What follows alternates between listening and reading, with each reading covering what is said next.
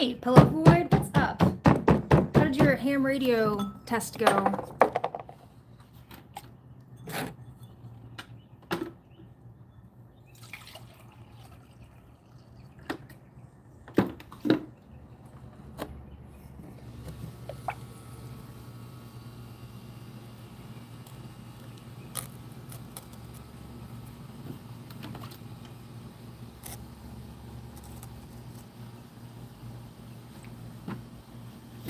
That's cool. I was telling my family about that. They're like, yeah, that's cool.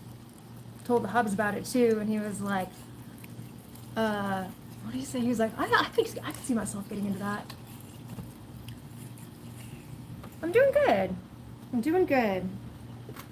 I've been in a little bit of a funk lately, but I think I'm coming out of it. How about yourself?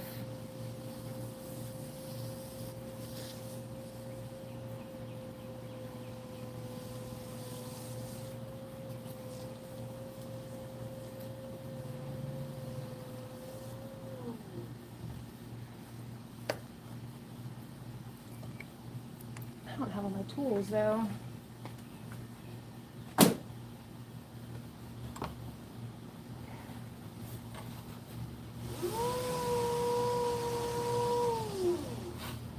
So this is what I'm doing today. I've been trying to do this one. You've probably seen me try to do this before. I'm going back to my UFO Bird Feeder, right? So I've been trying to make this, but how I've made it, the attempts in the past were in two pieces. So I try to make this all right here, the flying saucer one piece, and then the beam one piece. And what happened was two things. One, when I got to the trimming phase where the clay's like leather hard, it's almost dry, and then you cut pieces off to make it lighter and also carve. I would often, I was having a hard time doing that because they were such funky pieces.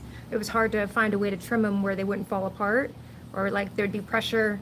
I couldn't support this part, and this part would end up cracking. So now what I'm gonna do is I'm gonna try throwing it in four pieces. So the base of the beam is gonna be one piece, the beam itself is gonna be a piece, the saucer is going to be a piece, and this dome is going to be a piece. So that's the new plan. And we will see if it works. And I need some pieces for that. I need a rib.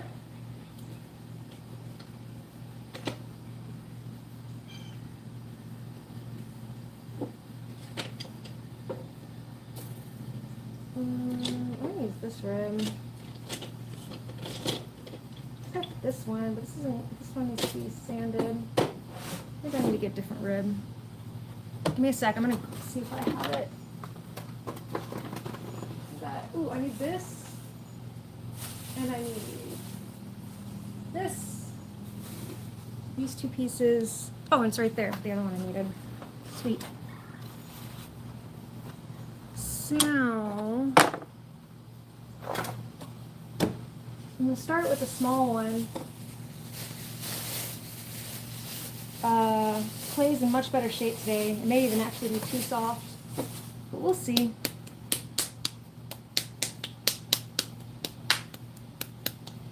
So this will be the base of the beam.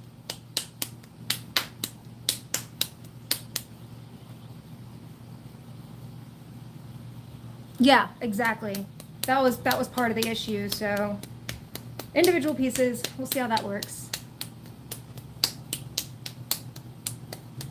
I have hope.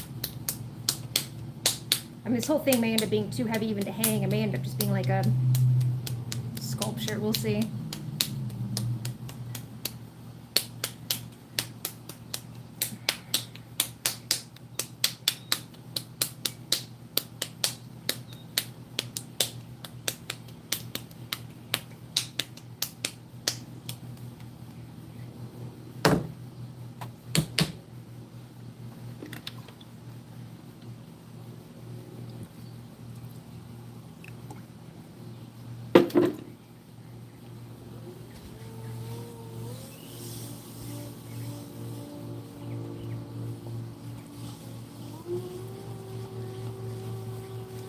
What part of the world are you in, Pillow Void?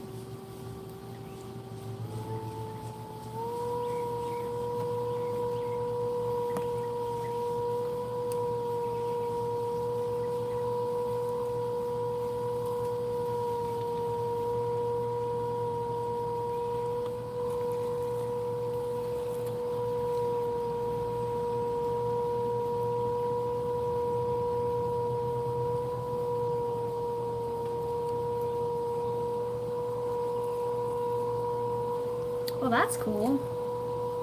Other side of the world. So what's the origin story of your name?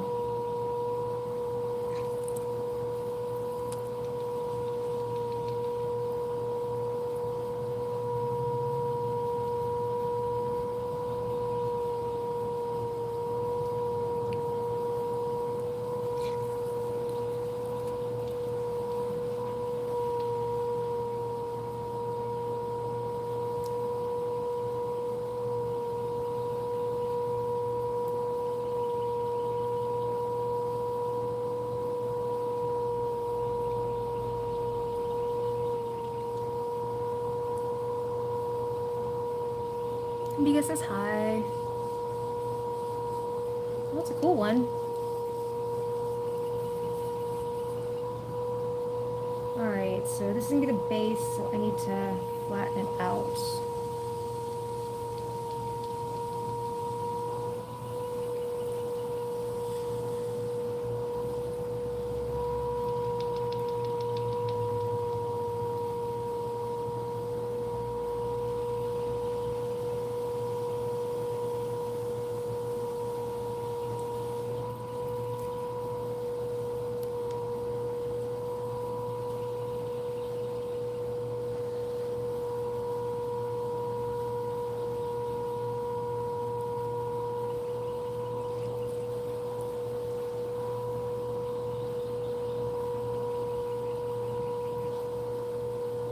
Alright, I'm having a nice day.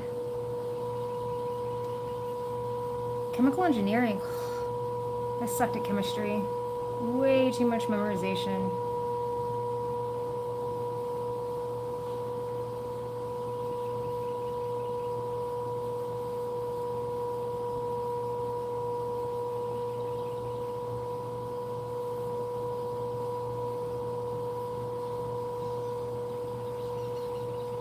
But I had a friend who loved it in college. She went on to be a forensics person. I think I want to go. I want to go a little bit, maybe a little bit wider than that.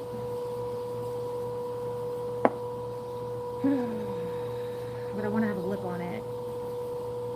So.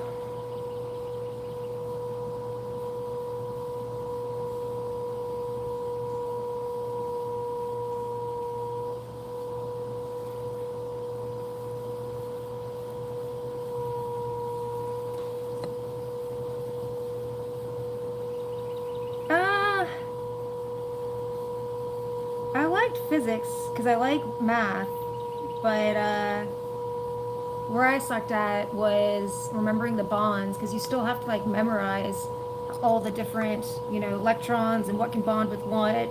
Pretty much have the whole periodic table memorized. At least that's how it was in high school.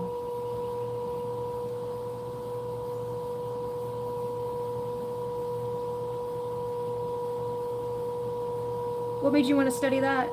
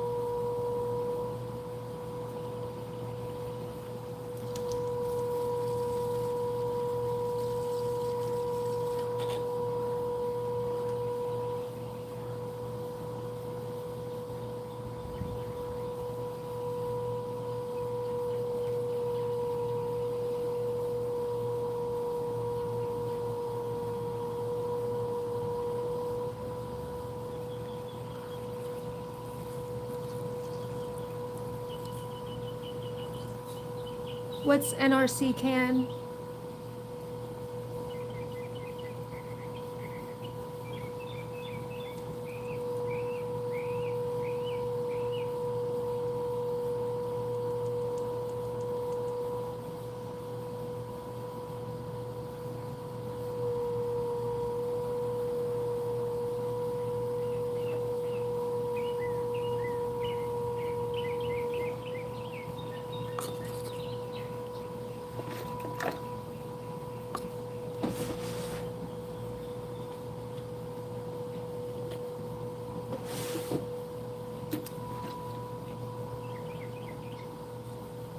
National Resources Canada.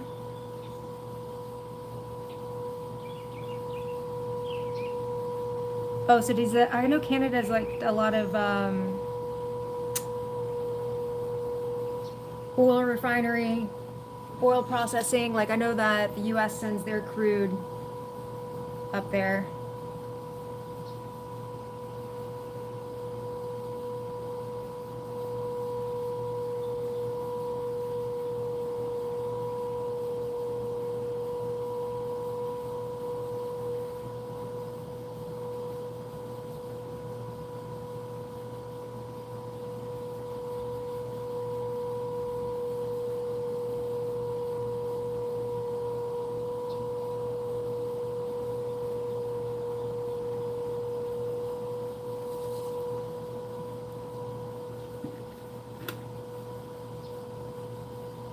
Oh, that's cool. I went to Niagara Falls. It was cool. It was like on my bucket list of things to see. And it was spectacular.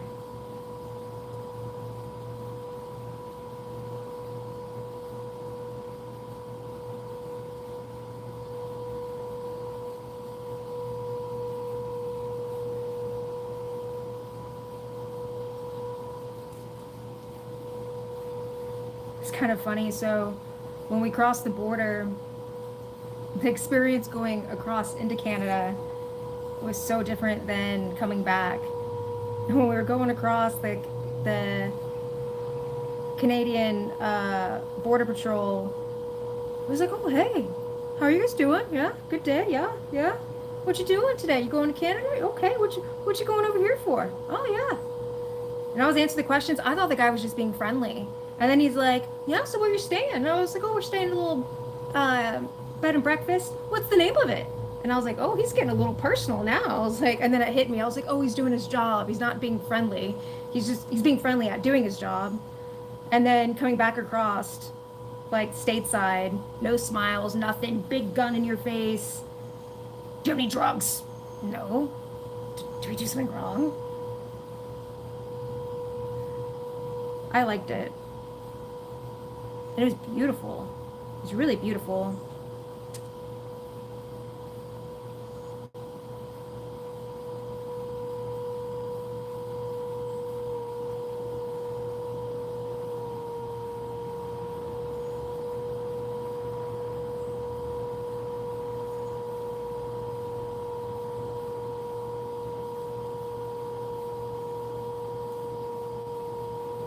One thing, I got a little obsessed when I was over there though, at like people jumping into the falls.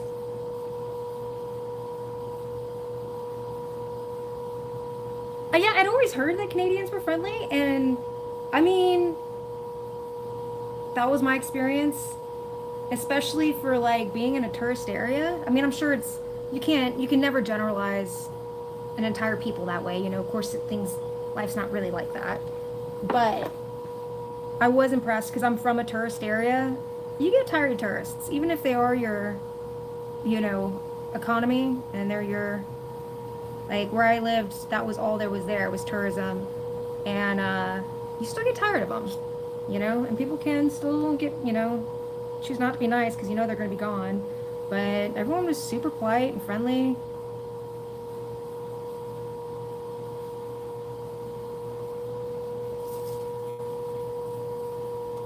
But yeah, I'm sure it's like anywhere else. There's stereotypes and some stuff's true and some stuff's not. Everybody's an individual, but I enjoyed it.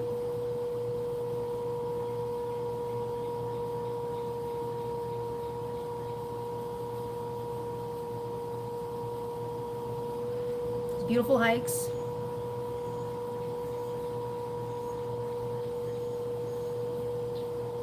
And I like the accent. Eh?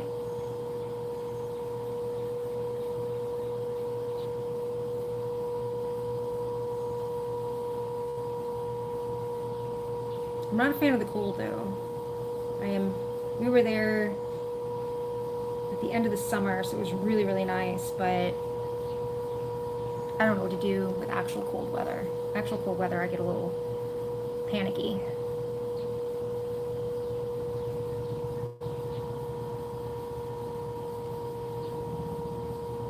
So one of the issues I had with this before, the last time I made it, was I got an S crack.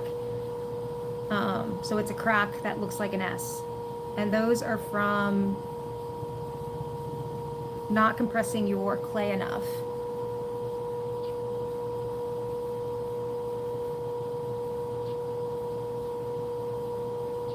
I'm so sorry. That's a long relationship.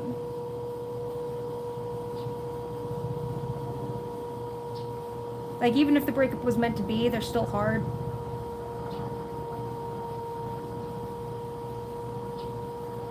The relationship I had before my husband was 4 years. And that was one of the scenarios. He's a great guy, just he and I were not meant to be. 2 different directions in our lives, 2 different ones.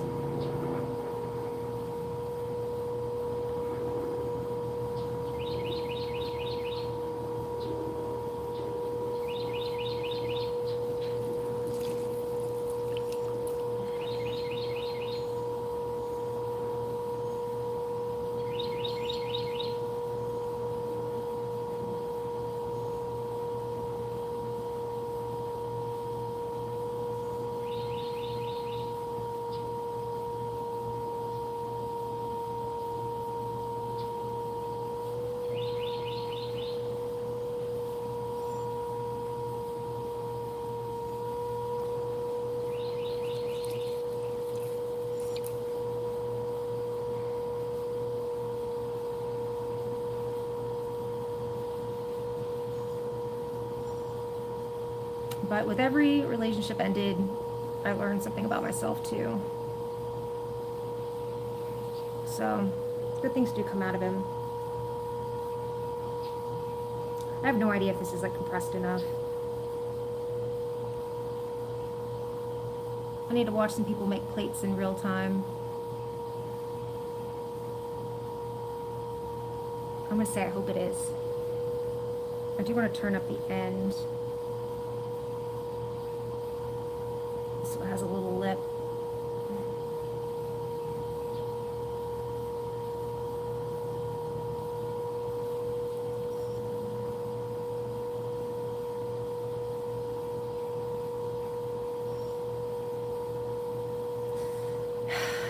God, that sucks. Yeah, I'm just reading your message. Yeah. Well then...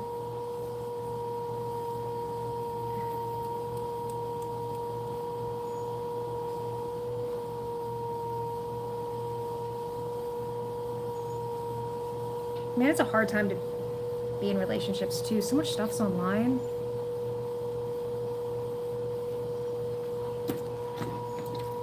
And I think a lot of people don't really understand, like, I mean, I know I didn't either. That's another thing. Like, for a long time, I didn't really understand what it meant to be in a relationship and that you have to give as well as can't just take, you know? But sometimes I was very wounded, and so I was afraid to give.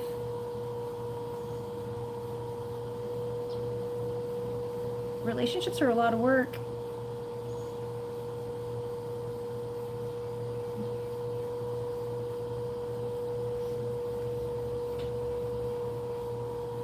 Well, I hope that the end of this relationship gives you space to find some really incredible things.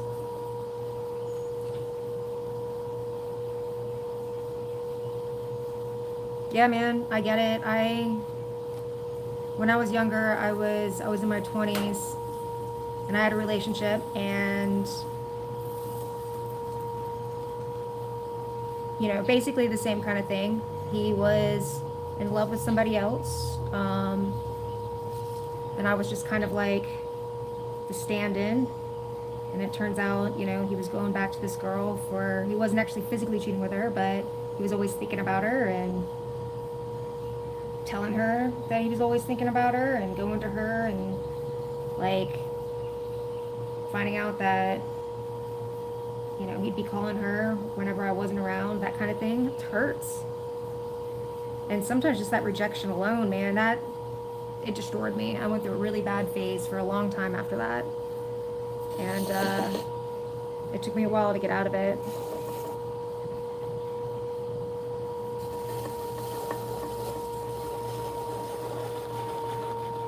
It sucks. Yeah. I'm sorry.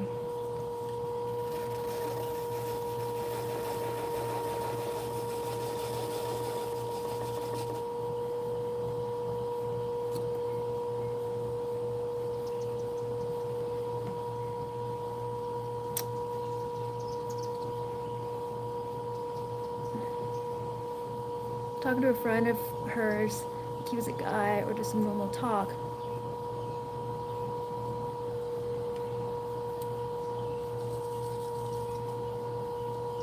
Yeah, man. Like, so this is interesting. When I was younger, and like again, I didn't quite understand what a relationship meant. I would have been like, oh, I can have any kind of friends I want, you know. Uh, I can have guy friends, you know. And you know, if my guy friend needs me at the middle of the night, then yeah. But one thing that, and this is what my current relationship taught me, was that by doing that, you're putting your relationship at risk. Even if there's nothing there, like even if you really isn't any kind of emotional, uh, you know, even if she wasn't emotionally cheating, you know what I mean? Even if she thought she was just, because that was me, I never thought I was emotionally cheating. I was like, oh, I'm just going to be a friend. But what you're doing is you're actually putting your relationship at risk. You know, and of course, like I'm going to say, there's like different scenarios too. You know, knowing someone your whole life. I'm not saying that people can't have friends of the opposite gender. I'm just saying that sometimes that can leave a risk. You know, you're leaving yourself open, and you have to ask yourself: is that, do I want to, endanger my relationship, you know, by doing something like this and having like late night conversations? Like, not only that, like it's also hurting your partner at the same time. So there's a lot there. I don't know if you messaged and it's like banned sometimes. Let me see. Oh.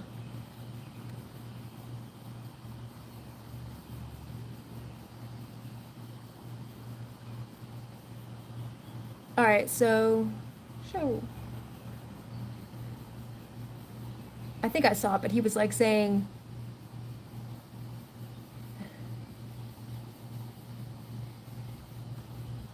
yeah, and especially too if like they're choosing that person over you.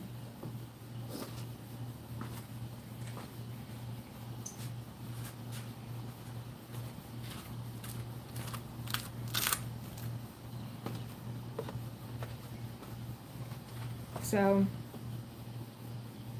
yeah, I think there's like,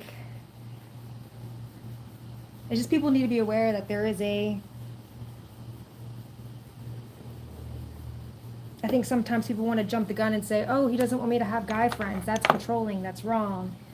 And it can be, depending on the scenario. But there's also certain things you have to take in consideration that if you're in a relationship with somebody, like I said, you got to say,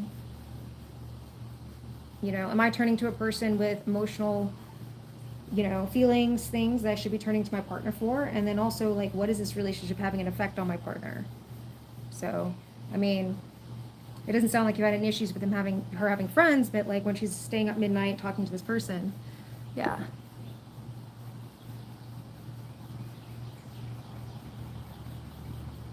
I mean, there's a balance. I'm not saying you can't.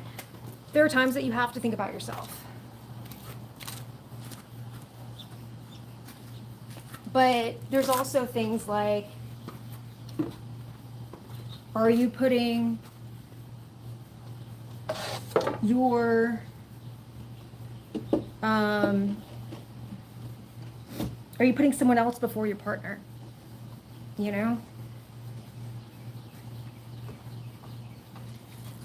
mean, it's a give and take. There's times that I put my partner before me, and there's times that I put myself before him. It really depends. But it can't always be one way. Both people have to be, in an ideal situation, both people are looking out for the best interest of the other person. So,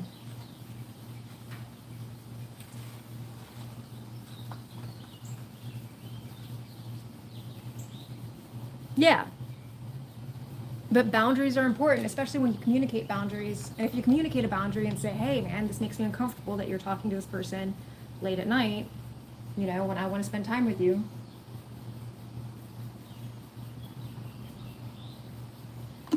And then if that person's reaction is being angry and accusatory and then not listening to you, it's also an issue. But when I was younger, I'm going to throw the next piece next.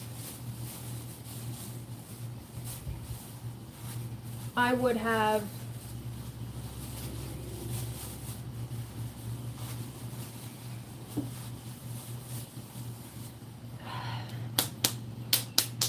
been immediately up in arms. You can't tell me what to do. Blah, blah, blah. I can have friends with whoever I want. And I've since realized that you can't respond to your partner that way.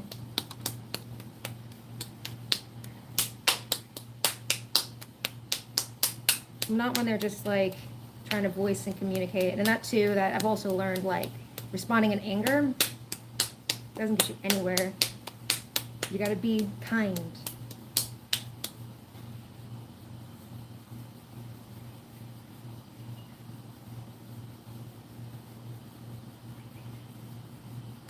That's a perfect way to explain it. Like, together you're 100. Sometimes one person will be a 30, the other person will be a 70, you know, depending on what's going on. But like I said, I just went through a funk, you know. So I've been a 30 for about like a couple weeks. And my husband's been picking up the other part of it, you know, and helping me out and giving me space and doing all this stuff, you know. It's a partnership. So it's a lot of damn work, man. It's a lot of work, a lot of communication. It's rough. And it's funny because movies always make it out like, you know, it's just this magical thing that automatically works out perfect all times. And you're like, no, that's not it at all.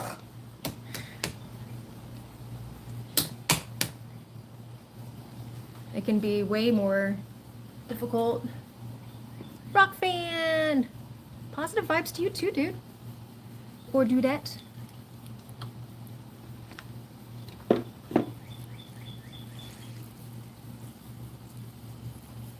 Yeah, relationships are hard, man. I do think, like, well, I'm not gonna say that anymore. Some parts of the younger generation are more wise.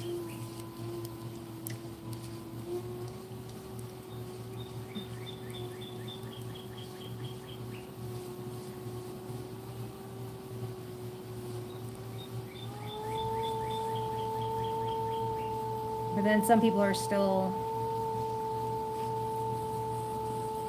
I don't know.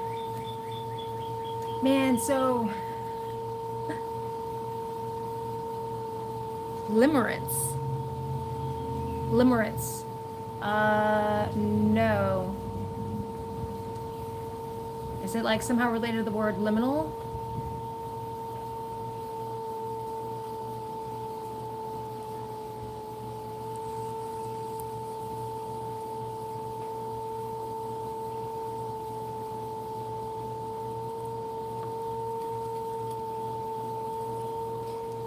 Educate me, Pillow Void. Tell me.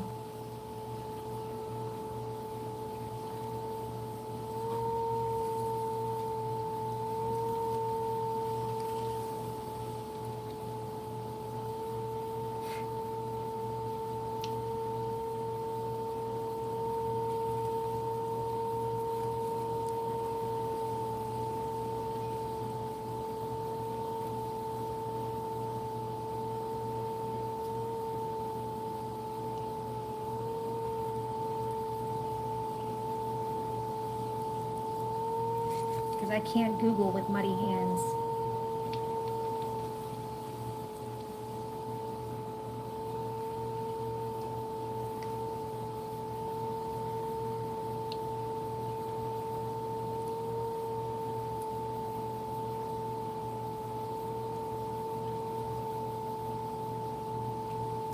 It's like when you're infatuated to a person, even though they don't seem to show effort, Yet you yearn for their love and their attention from that one singular person. Yes.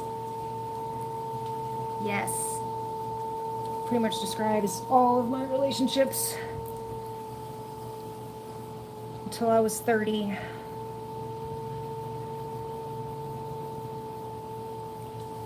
I kind of called it putting someone on a pedestal.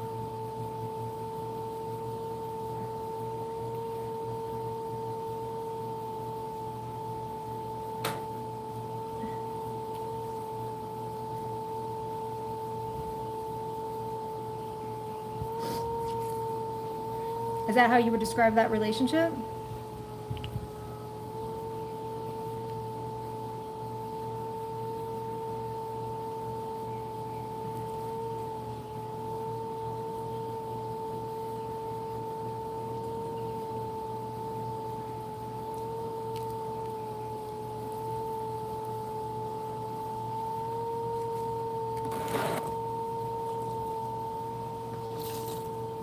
You know, it's kind of funny too, but like all relationships are different too. Like what we're describing is what I would say would be a normal relationship. People have different capabilities. Like, so when we were on our honeymoon, we were sitting at this restaurant and there was this couple talking, and it was an older man.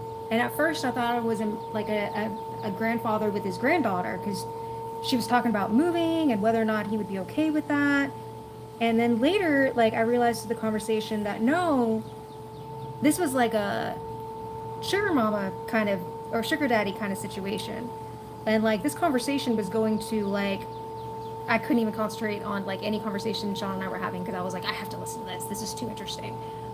But legit, like, you know, negotiating how this man was going to financially take care of this woman in exchange for her attention.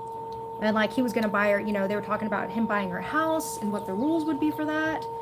And I'm like, I've heard of these relationships. I always wondered how they worked. It seemed odd. And then I'm listening to this whole thing, and at first I'm like, who's taking advantage of who? And I was like, well, maybe neither one are taking advantage, because she's very straightforward. She was like, this is a transactional relationship, you know? And she's like, she even told at one point, I'm not comfortable with you interrupting me. She's like, I'm not going to be, you know, she's like, no joke. One thing she said was, being hot's a lot of work, you know? It was really funny. But she was like straight up saying, she's like, you know, and he's like, well, I can take care of you. I can pay, let me know how much it costs for you to live day to day, and give me that number and I'll start paying you. And she's like, well, I don't want just what it costs for me to live. I want to know, like, if this relationship ends, that I'm in a better place than when it began. Oh, that sucks. AI generated message? No. Lame.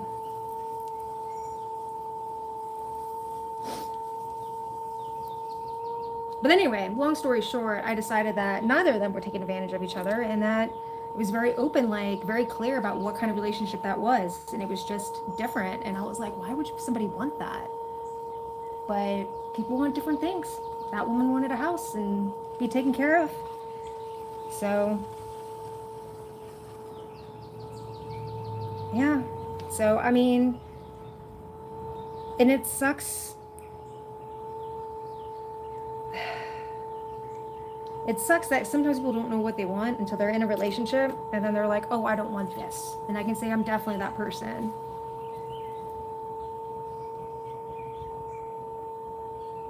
You think she lost interest in you? Maybe she just didn't know what she wanted, man. You know, like I said, you know, sometimes you gotta try something on. And it kind of sounds like you're better off, you know? Like, don't you want someone who's gonna put as much effort into a relationship as you do?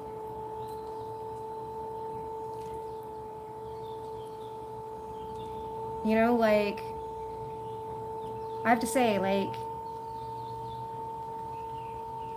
you know, the relationship I have now is, I said I never wanted to get married for a long time, and I think it's because I didn't know I could have a relationship like what I have now.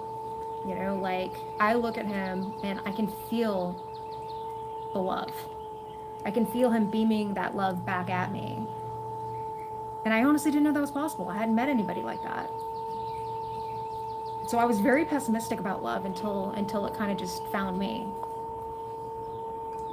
So do not give up. Don't feel bad, you know? But it's kind of funny too, because I think like how I often, he's the first person that ever came, like started a relationship with like laying everything out in the open. Like, hey, what do you want out of life? Do you want kids? Do you want this? What's important to you? Like these questions were coming out on like the first and second date, and I'm like, oh, this is complicated. Why are you asking me all these? But it's because, you know, he didn't want to be a year into the relationship and realizing that we wanted different things. It was smart. It was smart.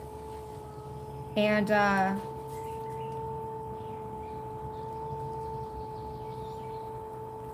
I was always like, oh, like, let's just get swept up, romance, da da da da da. And he's like, no, we can do that, but gotta make sure we have all these other things first. You know, so before he would even like let himself consider caring for me, I guess, is that he had to first make sure that we aligned. And I was always like backwards. I first cared and then try to find out if we aligned. You'll have a person like that. You know? You sound like you're a lot farther along than I was probably at your age. And the good thing too, though, is like, you can keep your head on your shoulders, you know, whenever you start dating again and stuff like that. You know, you can take this knowledge that you've gained from this relationship and apply it to others, and it'll help.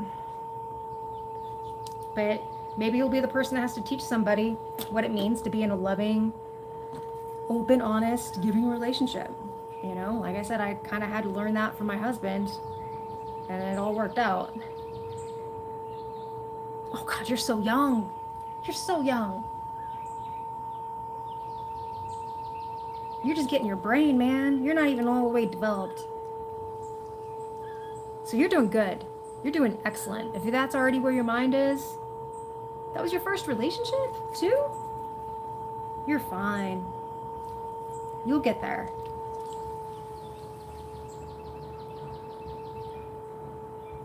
And 24 being a ham operator, you're a cool person. You'll definitely find the right person.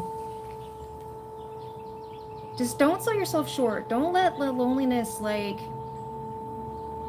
have you lower your standards, you know? And my other advice too to people always is, like, when I found love was when I quit looking for it. It was actually when I was like, I don't want love. I am going to sit there and make myself happy, and I'm going to be a happy old crone one day, the lady that never married anybody. That was my plan. And so I was just focusing on making myself happy, and that's when love found me. And I was like, oh, I don't want this. This is why I was actually like rejecting it at one point. I was like, no, this is messing up all my plans. So yeah, man, just keep doing you. You'll find some cool chick at some science event, somebody that you can talk with.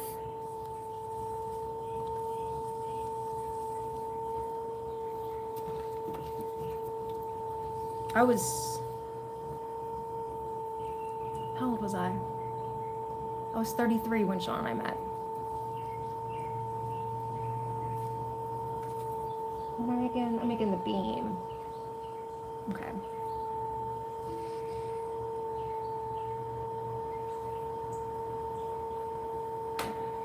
I'm thinking about how I want to do this.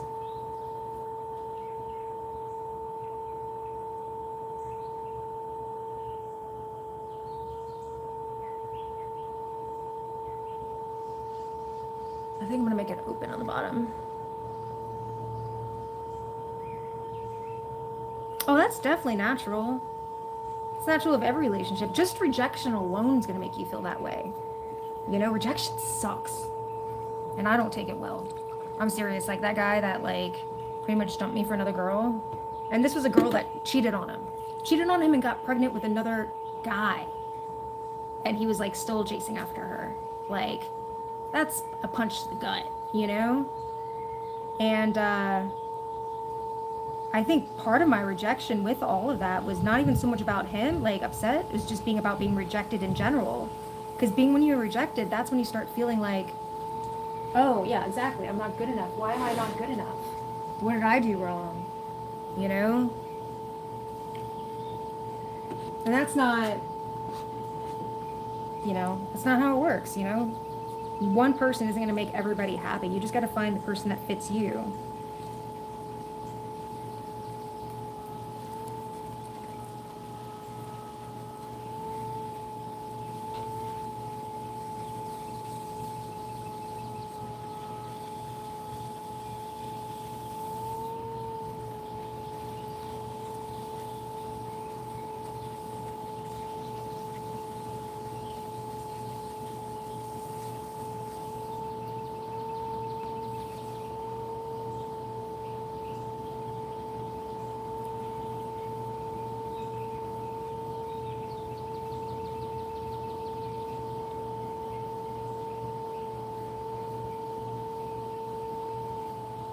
You know what's funny? I'm gonna tell you now.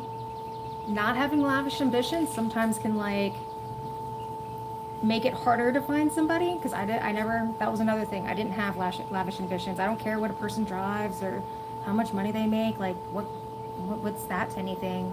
And some people find that weird and strange. But in my opinion, it makes, when you find the right person, it makes it just all the better. We'll find the right person, man. Don't stress, and there's nothing wrong with you. Absolutely nothing wrong with you. Like, just like, honestly, like I was saying, that couple that I was telling you about, like, I was saying, oh, maybe one person's taking advantage of the other. No, honestly, like, maybe they were perfect for each other. Like, that was what she was looking for, and that's what he was looking for. He was saying that he enjoyed taking care of people. Like, that made him happy. So, like, that's not a relationship for me. 100% not the right relationship for me. But doesn't mean it's not right for somebody else. So, like, just like Cinderella, you gotta find the shoe that fits. It's just like clothing too. Like, if you try on a shirt and it doesn't fit, nothing's wrong with the shirt, nothing's wrong with you. It's just not the shirt for you.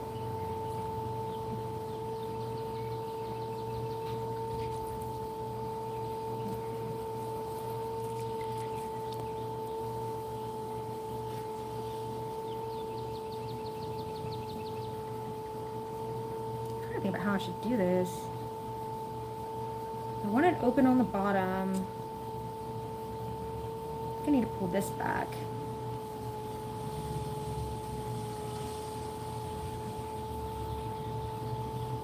I need to open the bottom to the size that I want it to be.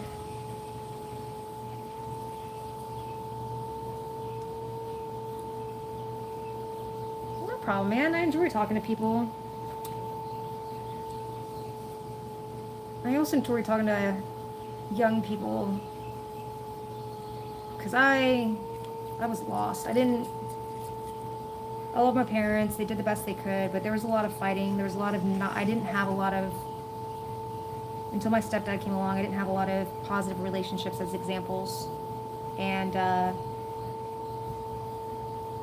when you don't have that, the world's confusing. Like, things just don't make sense because you're like, why are things not this unhealthy thing I was raised with?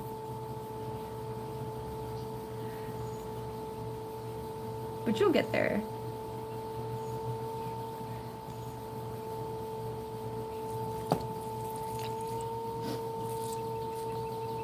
Yeah, and I think it's cool as hell you're doing that ham operator thing.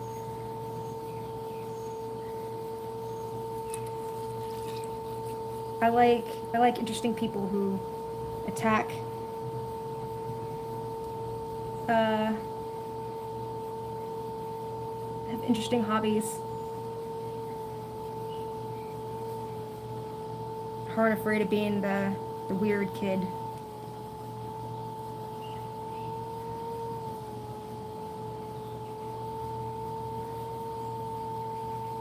So are you gonna have like a big radio, like a big antenna?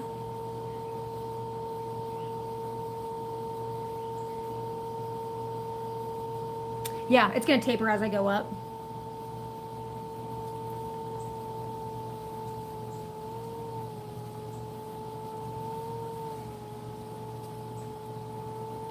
This may actually be more clay than I need, and I can always cut it off.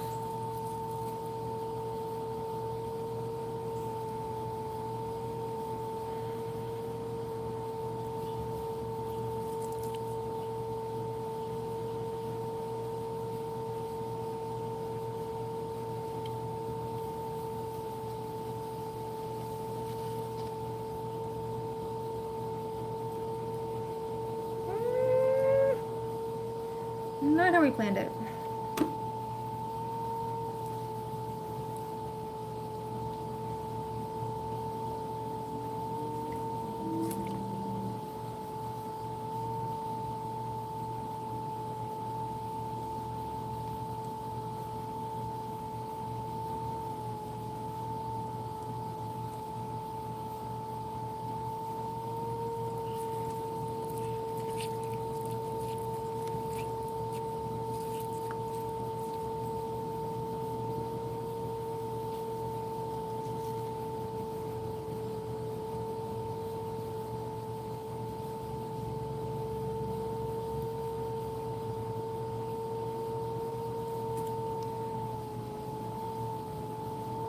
This is not going like I want it. I may have to do it differently.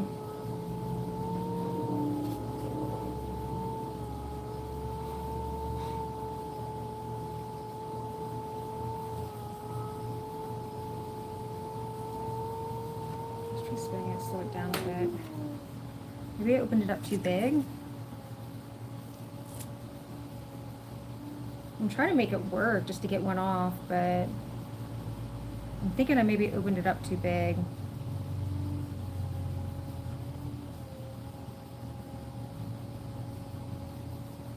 There we go, that's a little better.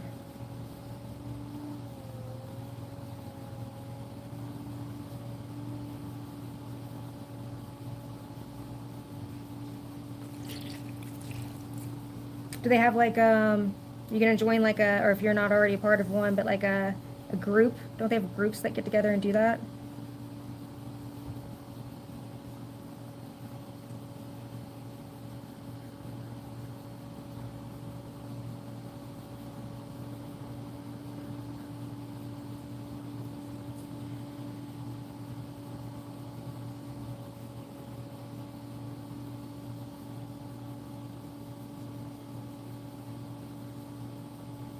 That is cool.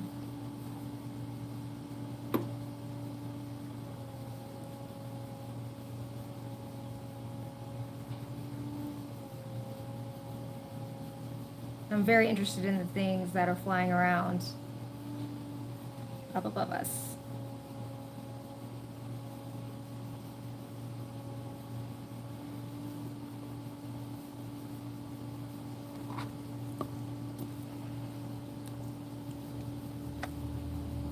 Oh, you're gonna start a club? That's even cooler.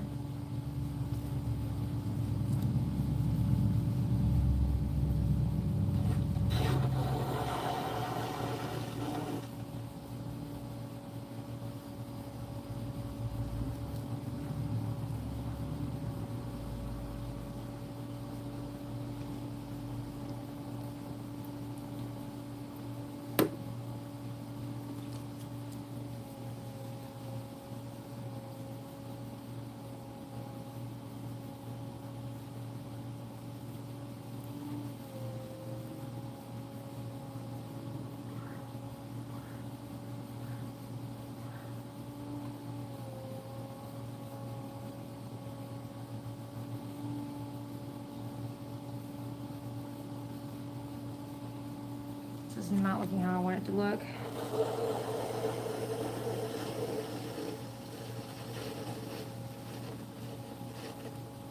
I think I'm gonna need to keep a base on it when I throw it. I think it's kind of like losing its, I don't know.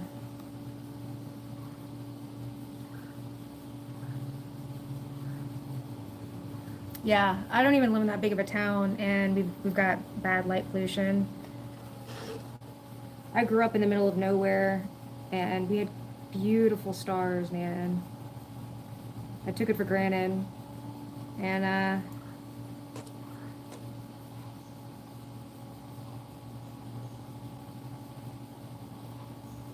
we live really close to Atlanta,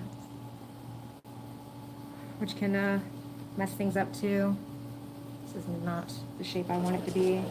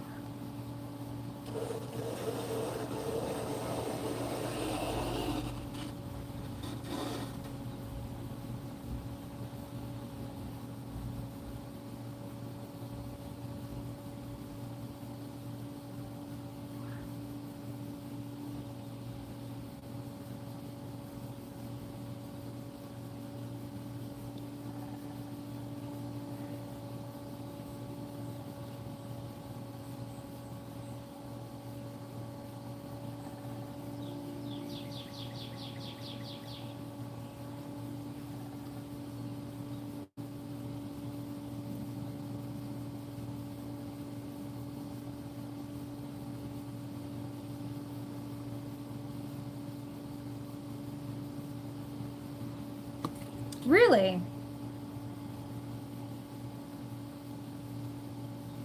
Uh,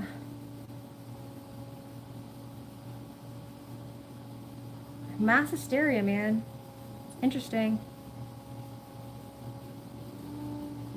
Alright. I'm gonna say this one is good enough, but I'm definitely gonna throw this again, because it's not what I want it to look like. And I think the issue is I didn't have a base on it. I can always cut the base off.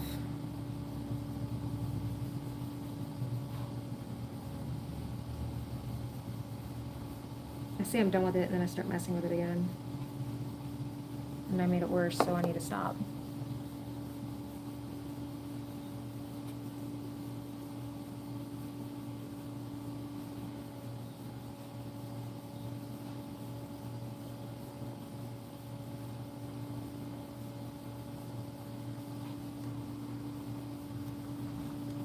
So do you not believe in UFOs, Pillow Void?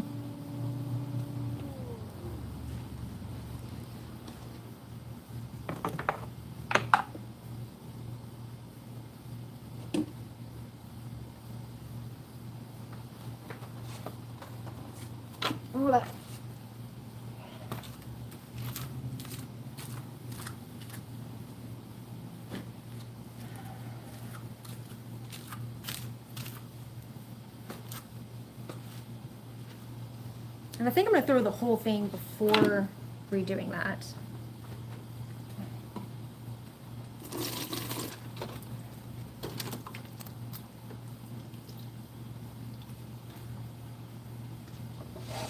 So next piece I will throw is the saucer part.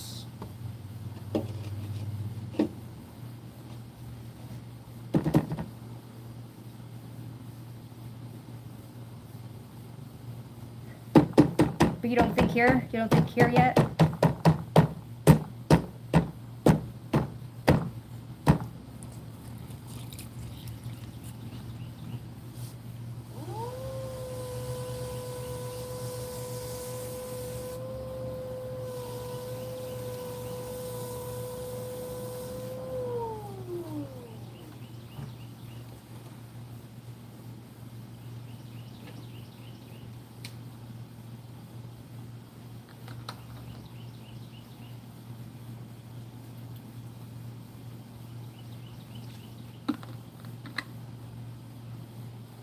I like that answer. You're an optimistic. Me too. It would be very sad if, to me, it would be very sad if we were the only ones.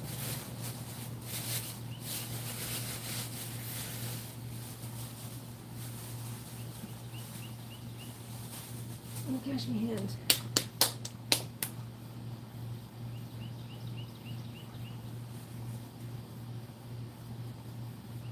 Yeah, I fell down the UFO rabbit hole a few years back. I mean, I've always kind of like had the same viewpoint as you. Is like, hey, man, the universe is too big. Closed-minded to think that we're the only ones. You know, I mean, there's tons of planets. And when I was growing up, we didn't think there's any other planets out there. But now we know there's planets everywhere. But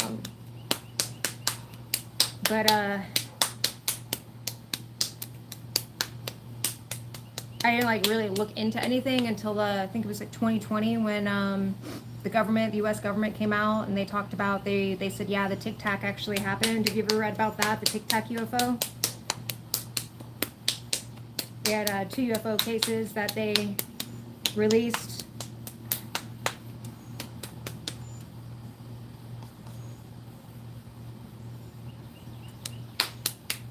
And the Tic Tac incident was off the coast of California. And there were some, there was a aircraft carrier that was running training out there, drills and stuff. So they were in protected airspace.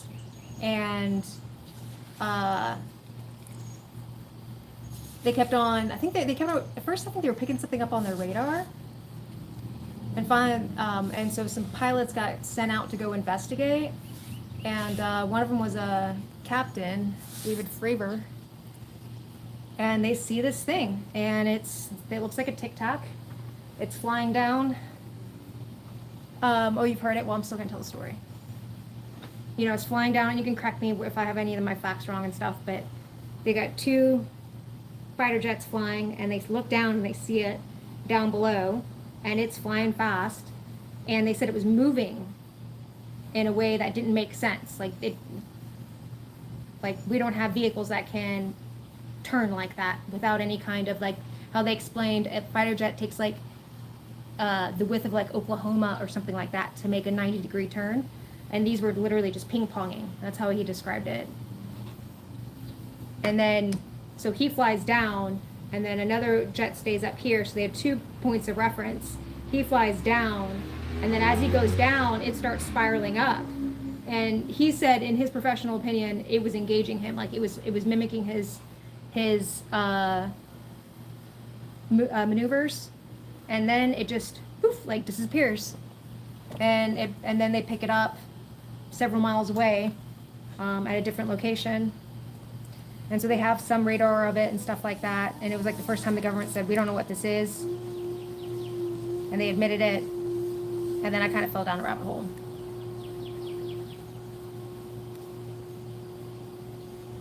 Yeah. It was going against the winds and everything. And like, it's like one of these cases that they still haven't been able to explain. But I mean, honestly, if I was the alien race, I wouldn't mess with us. I'd be like, those creatures are crazy.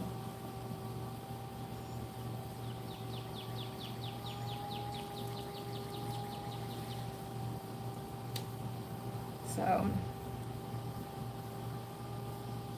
we'll see. I mean, there's always things that you can't explain.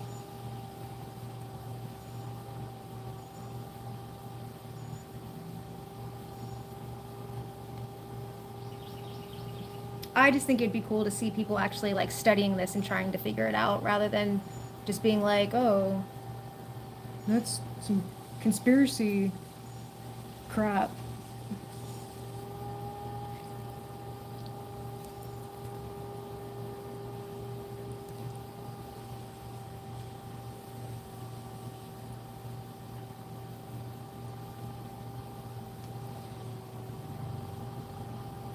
But yeah, I went down the rabbit hole, came out the other side. Now I'm just kind of like, all right, yeah, there's UFOs, there's aliens. Wake me whenever somebody knows something. Or there's new good footage.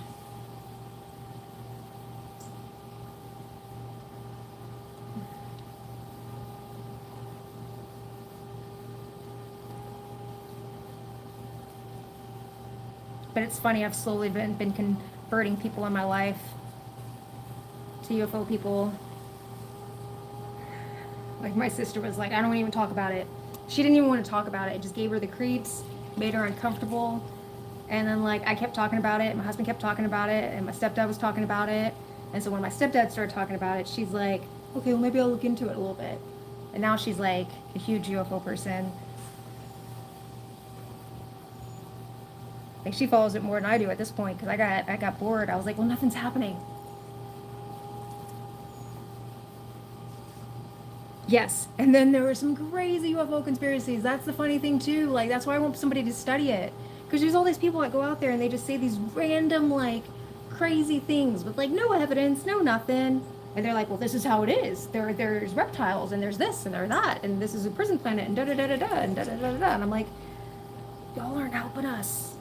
Y'all aren't helping anybody right now. Like let's just like let's try to get some science in here.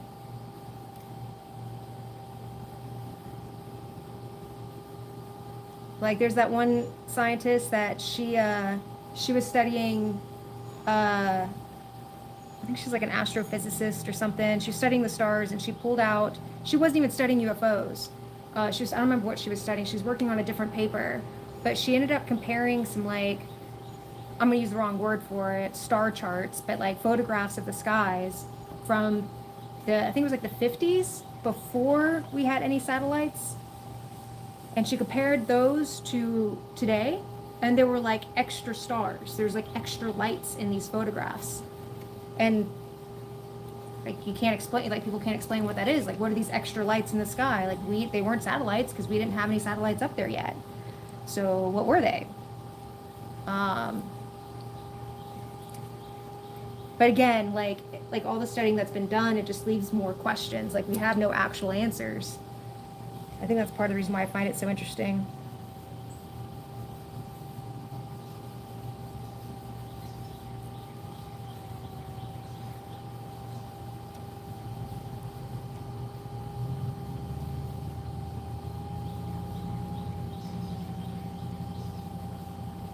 I don't remember what I'm doing. I am doing the flying saucer part, so.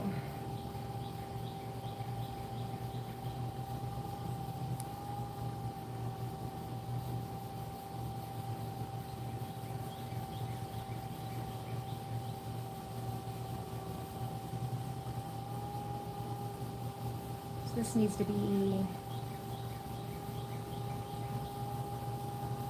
wider than the beam.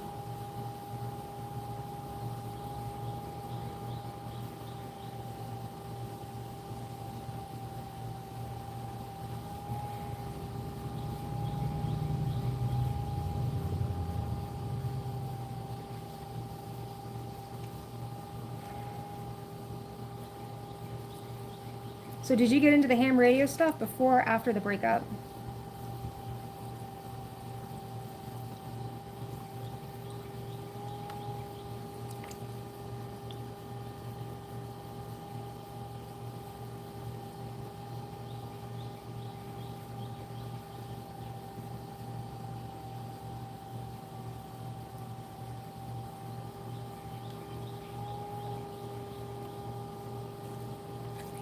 Was she supportive?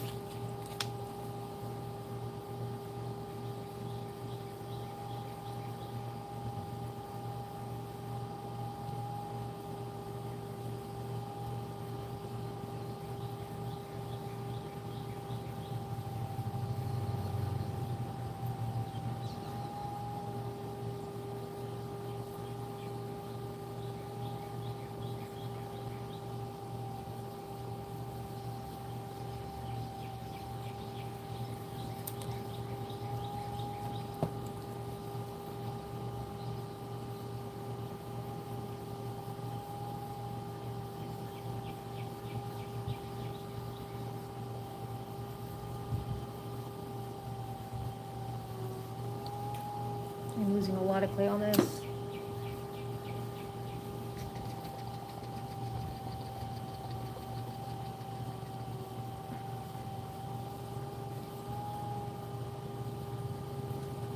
Nah, that's definitely not a good partner.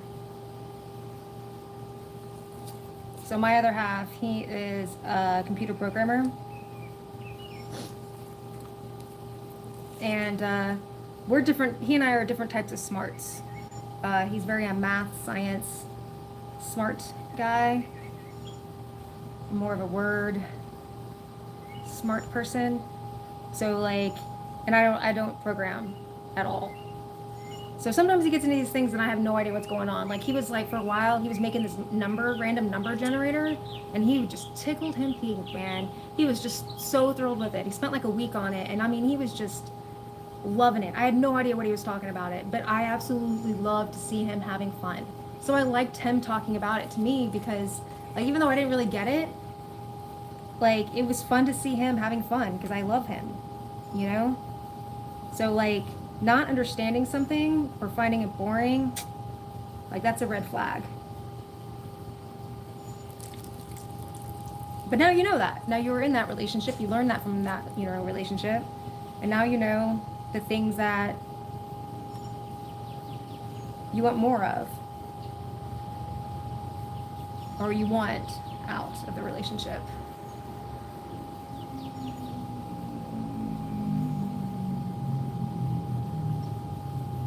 Yeah, I can imagine that. And again, first relationship. I mean, I don't even know if I remember my first relationship.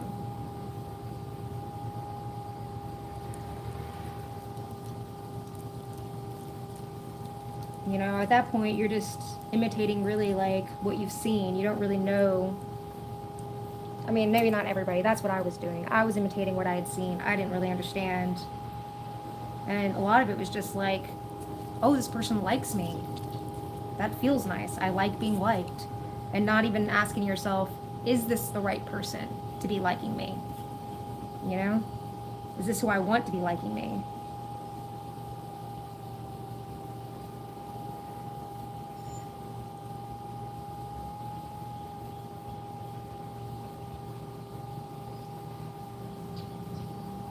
Yeah, you got your whole life ahead of you. You just learned this. You got a great degree you're working on. You got cool hobbies. And the world is your oyster to avoid. Seriously. You're like so far ahead of what I was at your age. I had no idea what I wanted to do at your age. I definitely didn't have any cool hobbies.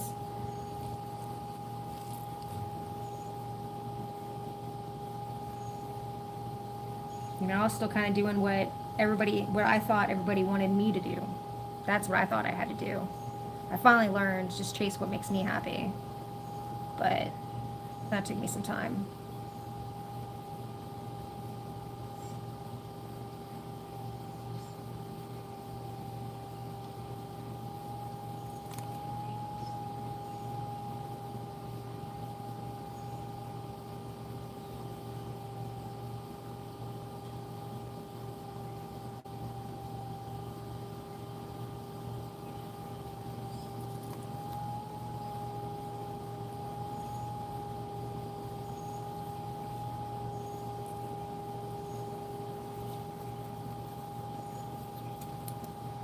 Yes. Are you gonna do any kind of like blog or anything like that, cataloging your ham radio experiences?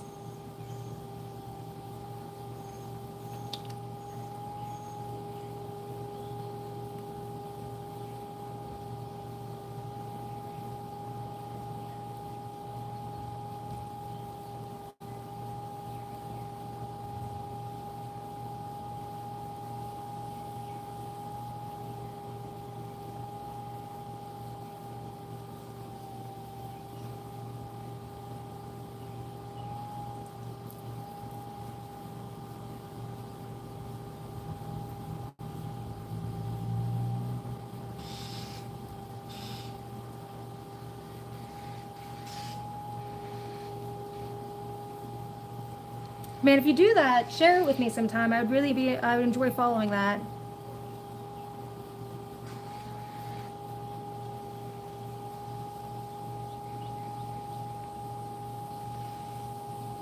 Do like an old school blog where it's just like, just a website page that you update.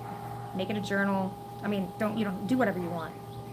But I feel like that's where I'm so sick of seeing ads. jamming ads in my face, everything becoming a side hustle. I mean, I get it. I get everyone's got to survive and do things, so I'm not criticizing. I shouldn't be criticizing, but I miss people just doing things for the hell of it. For the experience. I personally think that's why we're here, is just to experience life. Not to become rich and famous and all that shit. Sorry, I need to watch my language.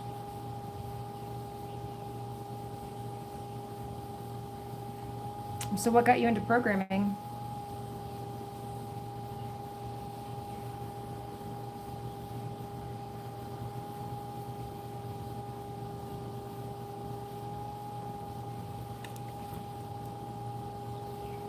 And if you gotta go, don't let me like keep you. Like I said, I just like talking to people. I find people interesting. And you are an interesting person.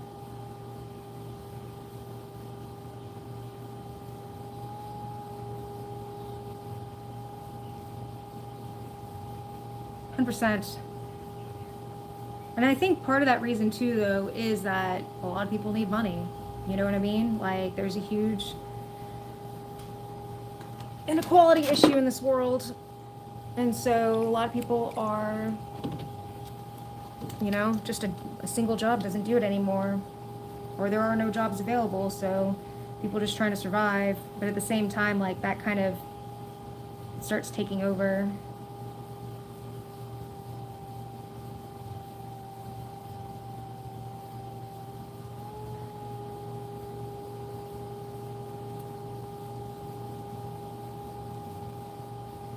And I think it's important for more people to go out there and show that, hey, you can just do this to do this. It's totally cool.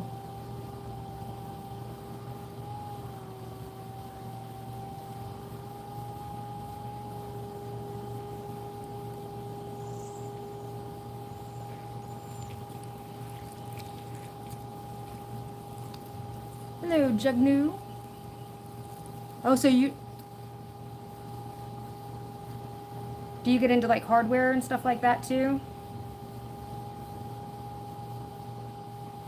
Or more software?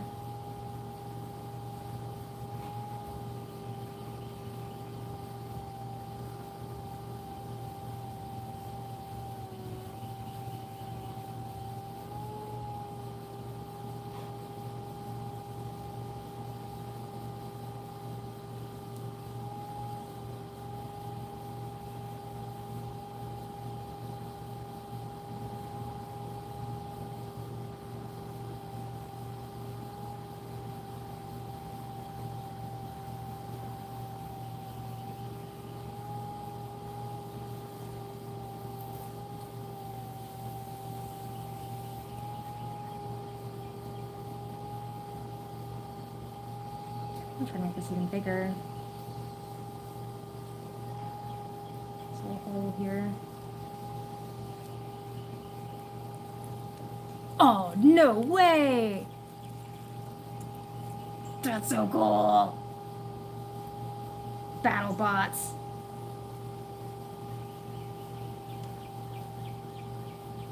That is awesome.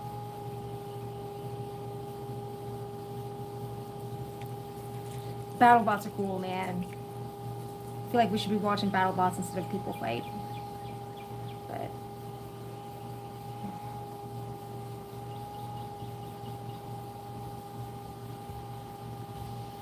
back in the day, I remember there was a TV show, Battle Bots. It was so awesome. It was so, so awesome.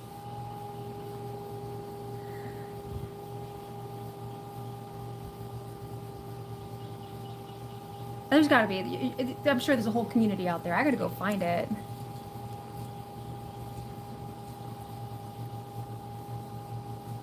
That's so cool. Did your bot have a name? What'd it look like?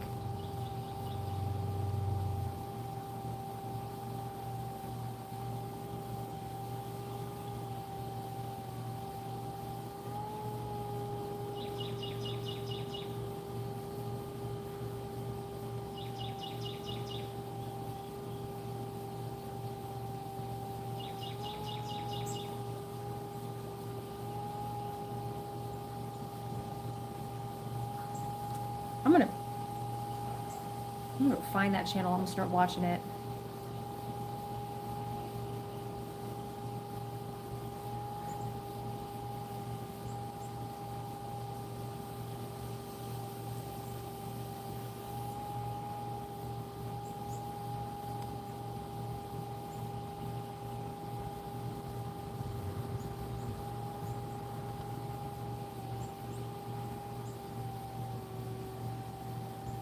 Last ordinance. What was its like? What was your weapon? Did you have like an arm that you flipped people or smash them?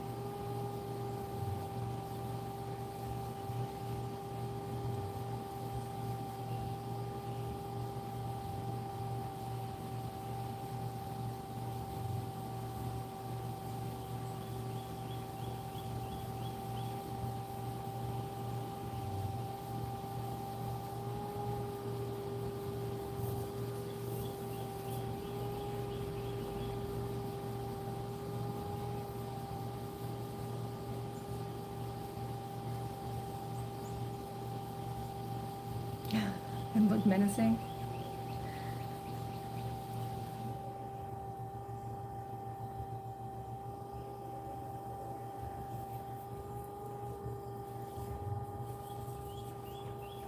Got it.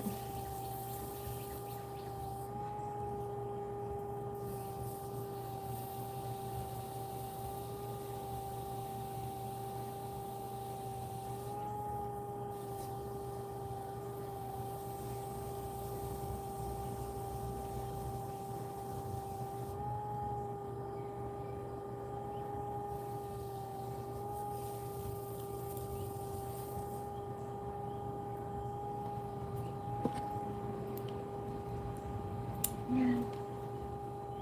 I need to turn off my Super Mondo.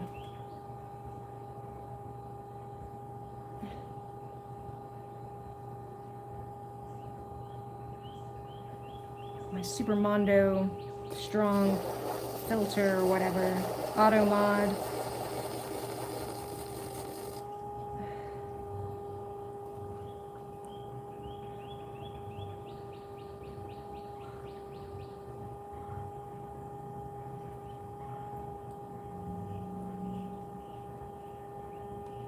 That's a good strategy.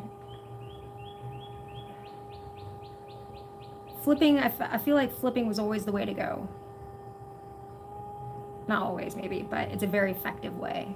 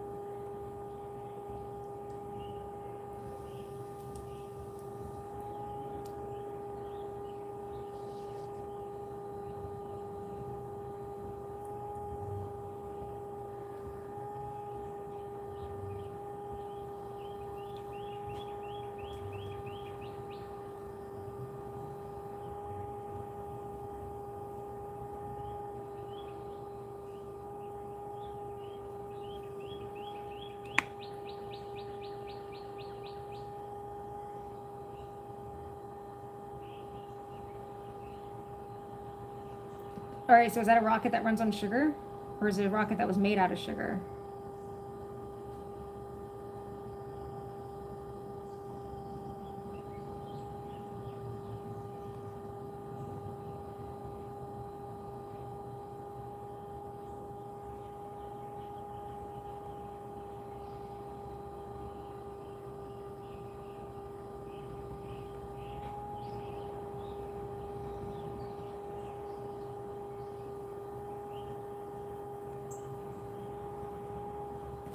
I think I'm gonna take this thing and try to compress.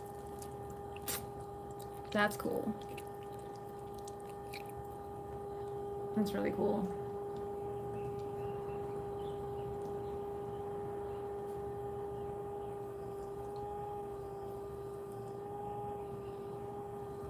in high school, I had to do like, we had like a physics competition, but we were not, we were a very small school, so we generally did not win things like that.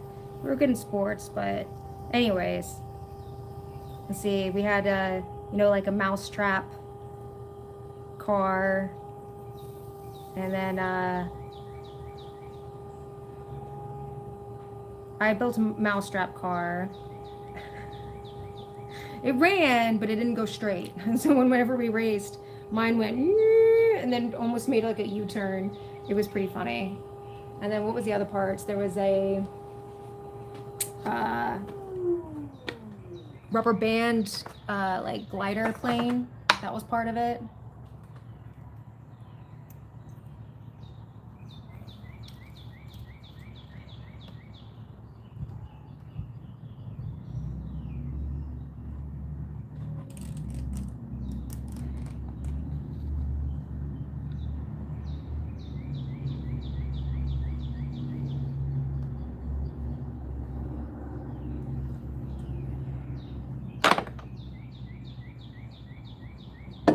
Part 2. And then I just need to remember how big that hole is.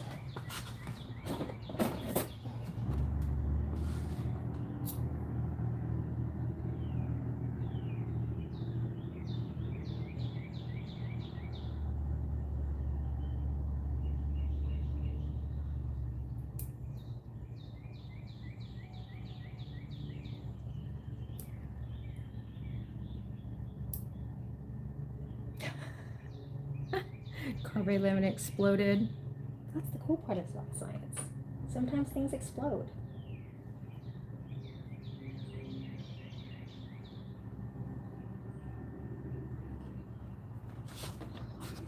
Okay, I'll be back.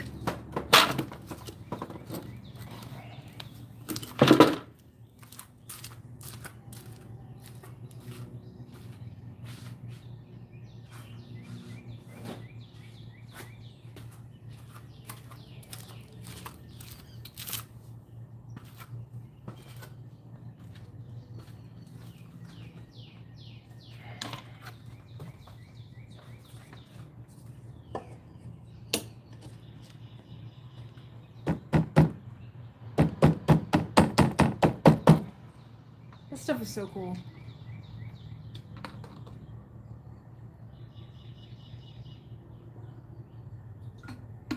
I think like that kind of fun too of just like experimentation, we start losing as we get older, man. Like the whole fear of it, oh, it may explode, we don't do it.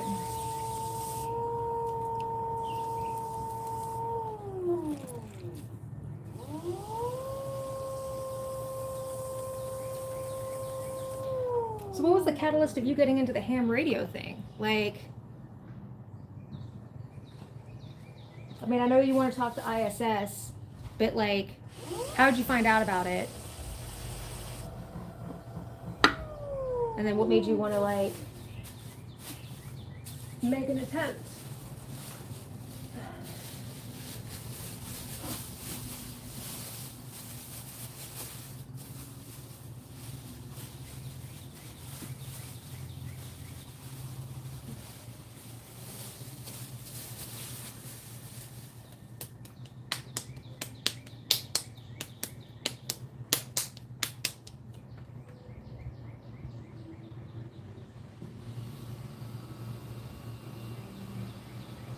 All right, so carbide, is that like a really light metal?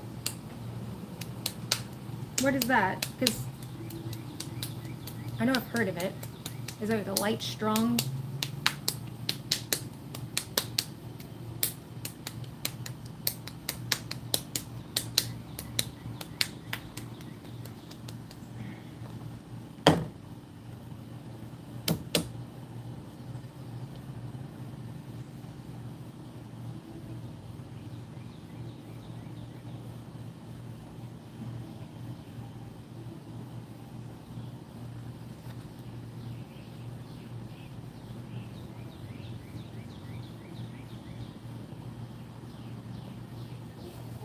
Your uncle sounds like a cool dude.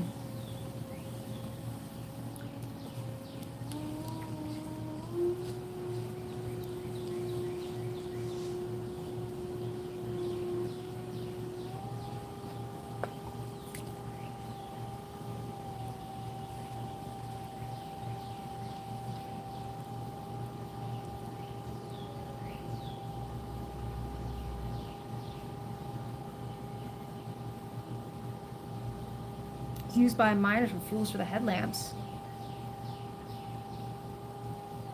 Huh. I'm gonna have to do some Googling. So it's like some kind of mineral then. Like it's, we don't construct it.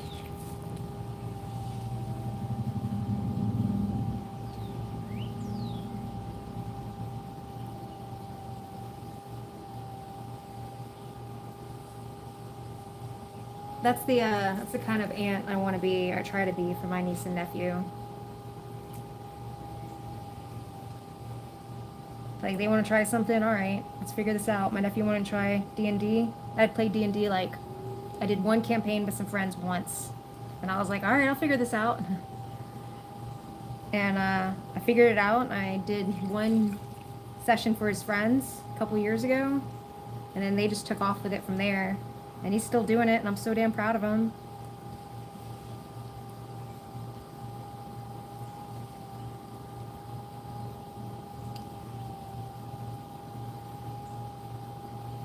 He told me yesterday, I gave him a ride somewhere, and he says he thinks he wants to be a chemistry teacher now. I'm like, that's cool.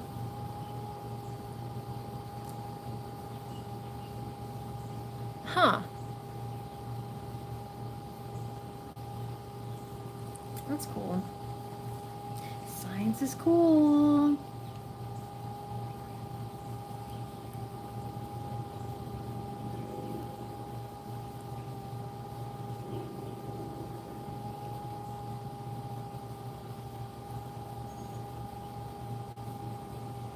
I wish I would have stayed in the more geeky phase.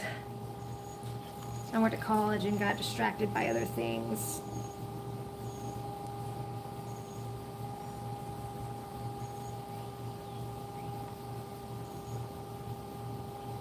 But I never knew what I wanted to be, so I was in college and I was like, I don't know what I'm doing here. I was on scholarship, so I was like, I just kept taking classes that sounded fun, and then like at the end of 4 years, I had no degree. And I was like, well, and then they were like, oh, you gotta pay for this now, like your scholarship's up. And I was like, oh, this is expensive. What can I do? So I just like, I figured out, I went to a counselor, I was like, what's the easiest degree I can get? Or what's the quickest degree I can get with the credits I have? And so I have a complete BS degree.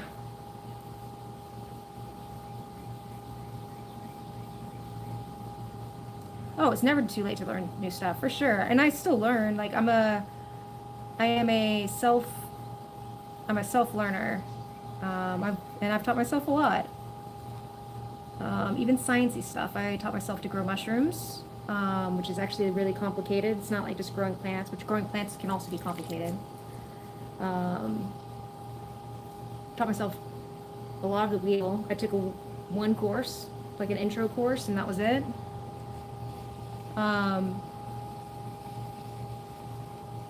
I discovered that I enjoy being an amateur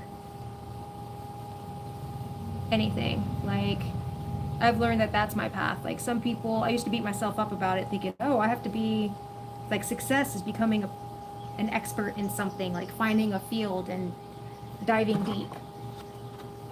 And then I realized, that no, kind of being a jack of all trades and just doing a lot of different things is also an option. So I never stop learning. It's good for the brain. And that's like one good thing about the internet. You can learn about anything. You used to be scared of mushrooms? I stopped actually growing them after we moved because I haven't had a space that is set up right for it. You need a really clean, well, it's not that I'm not clean, but you need like a designated area to do, to take cultures so you can propagate and stuff. But I plan on doing it again because I absolutely love lion's mane mushrooms. It's like one of my favorite mushrooms. They're so tasty and they're a little expensive to buy, so. But when it's funny enough, when I was a kid, I absolutely hated mushrooms.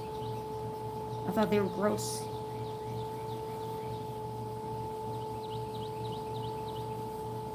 but now I love them. And they're very good for you.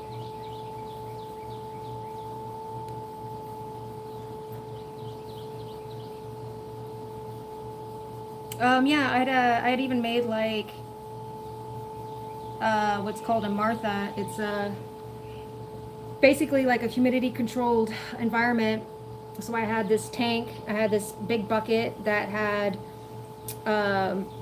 it would create like water vapor. It would agitate the water and it would create water vapor. And then I had a air pump that would run into this covered area. And that's where I would grow the mushrooms to keep the moisture going and stuff. I was really proud. I figured it out myself and built it, and it worked and it functioned and it was cool. But yeah, our new house is much smaller than where we used to live, and so I used to have a room that I could make my little mushroom room and made it easier. And now my office doesn't have a door; it has like an open space. So I just really don't have the area. But if we ever get this garage refinished, I'll do it again, and I'll do it out here. Because some mushrooms actually like light; they don't all grow in the dark. So. But it was fun. I had to learn to take cultures. I would take a little culture with a scalpel of the mushroom that I wanted to clone, and then I would put it on a little agar petri dish, and then let that grow, and then take a piece of that and put it in what's called the substrate, which was the medium that particular mushroom would like to grow. For lion's mane, it's wood. They eat wood. But I also learned enough about mushrooms that I don't think I'll ever get into foraging them. I haven't had chicken in the woods yet. I really want to, and it's supposed to be really, really good for you.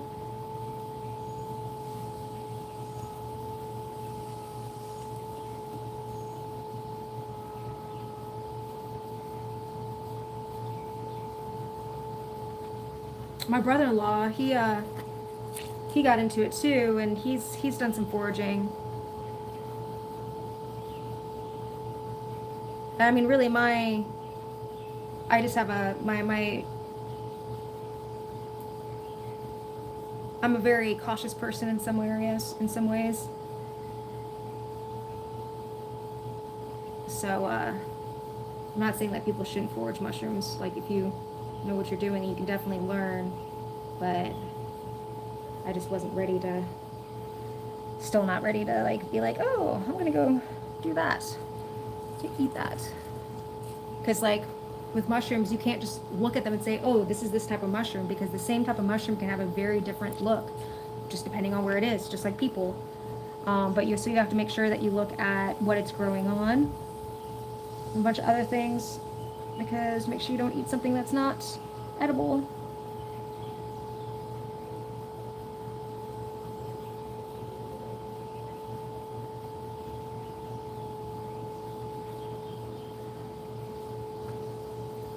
Alright, so let's see if we can make this kind of a round shape.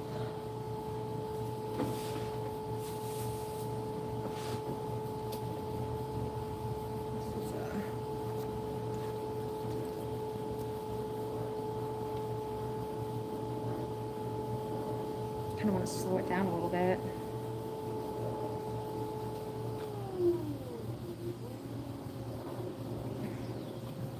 In fact, let's get some of that extra clay out first. Absolutely.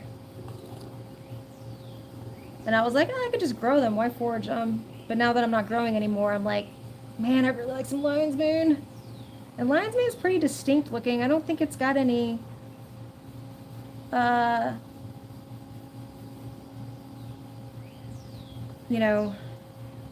things I can get it confused with. But I still have I have some in my freezer that not freezer, but my fridge. I was thinking about trying to just inoculate a log and grow it in my backyard. and see if that would work. Because you can buy syringes that already have like do a lot of the hard part for you, which will have pretty much like a mycelium. So it's, you know, strain of mycelium in it, so you can just inject whatever you're gonna grow it out of right there, which helps.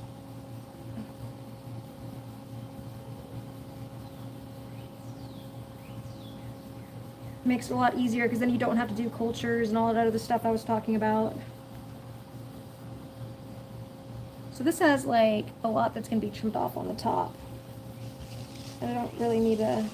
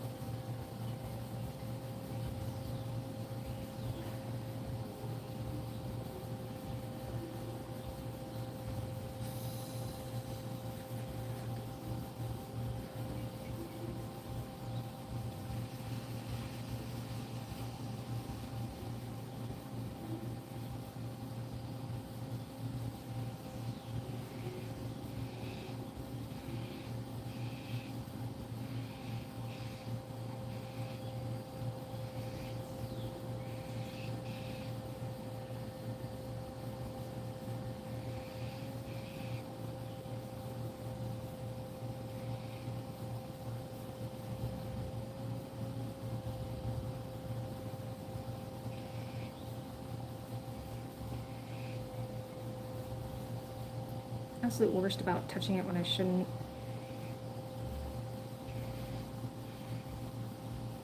My favorite fruit? That's a hard one. I really love mangoes. Mangoes are great. I lived in Thailand for about 6 months, and they had pickled mangoes there. Like you could buy these bags of like pickled green mangoes. Oh, they're so good. And it's just not something that you get here in this. I mean, I'm sure you can get it somewhere, just not where I'm at. So that's the dome. That's the dome pop part.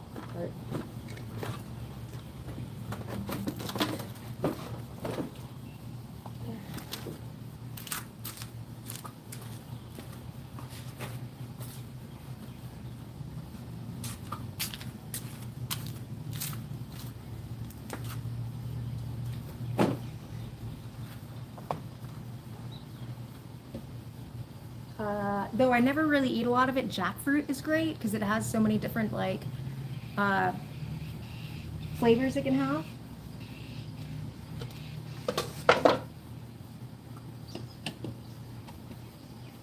How about you? What's your favorite?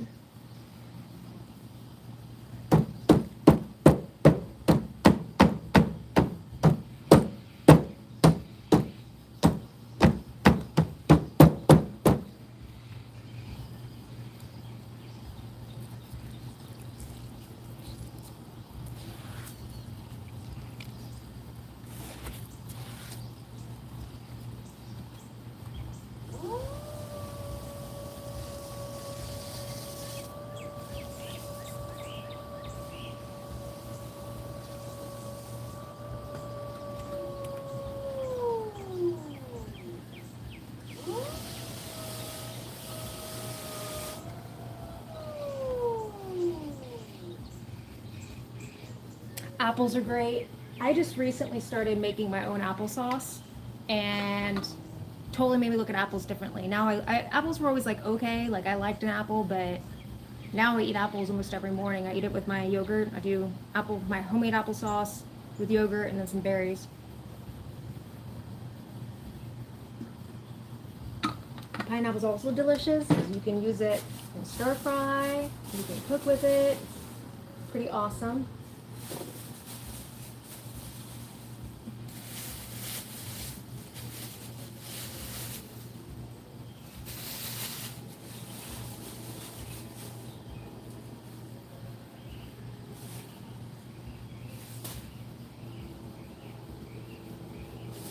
Not the size ball I need.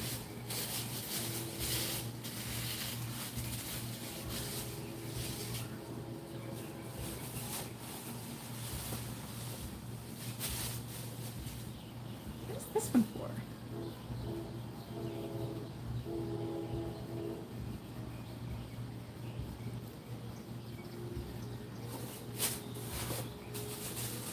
I know what this one's. Oh, that was the one I used for the base. Oh, okay, okay. I know what's going on.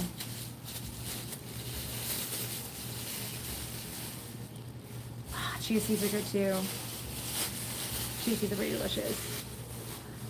Yeah, yogurt's awesome. And it's kind of funny, like, here in the States, it's hard to get stuff without sugar. Like, and I finally found it like I use like a Greek yogurt, just like a straight Greek yogurt.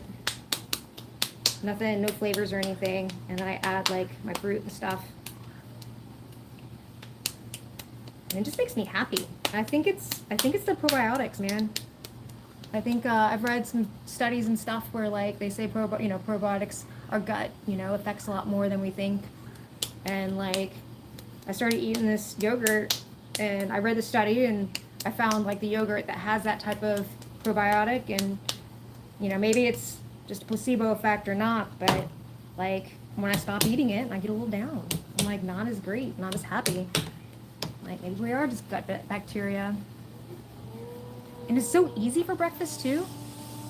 Like it's something I can make really quickly. I mean, it's basically as easy as cereal.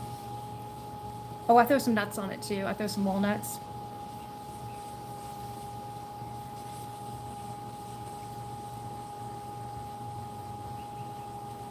And it's very filling.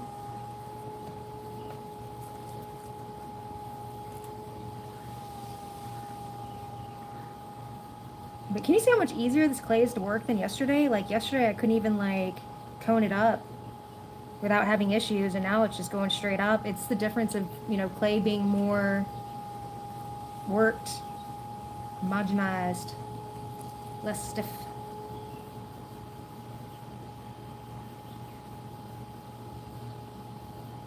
Oh yeah, because they're probably breeding them to be exceptionally sweet. Like my applesauce, I don't put any sugar in it because the apples are sweet enough. I use like I'll use 2 tart apples and 3 sweet apples. Plenty sweet. Like no need.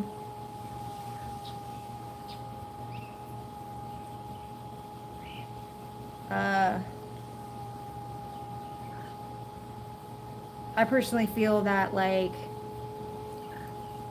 in the future, people are going to look back at how we treated sugar and compare it to like cigarettes and nicotine, how those were in the 50s to 70s, or actually even to the 80s. I think sugar, I was at a doctor's appointment with my mother, and her doctor said, that's how you know salt and sugar are a drug, because you always need more.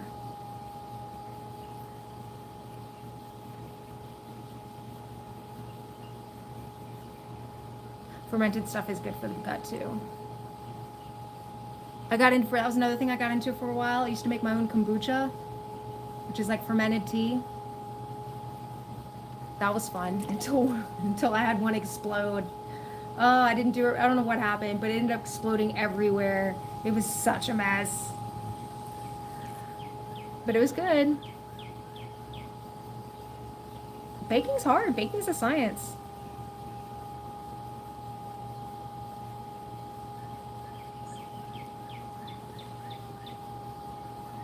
I think people underestimate like how difficult it can be. You're like, oh, just baking a cake, follow the recipe. But there's a lot to it. You ever watch like those British baking shows?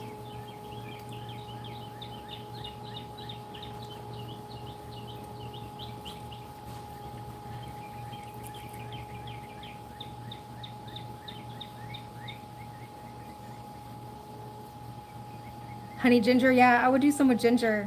I love ginger.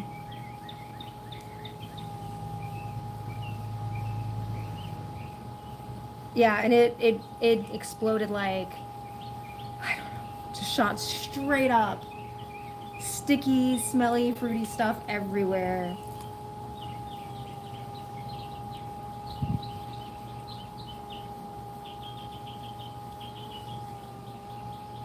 I've actually been thinking about getting back into that.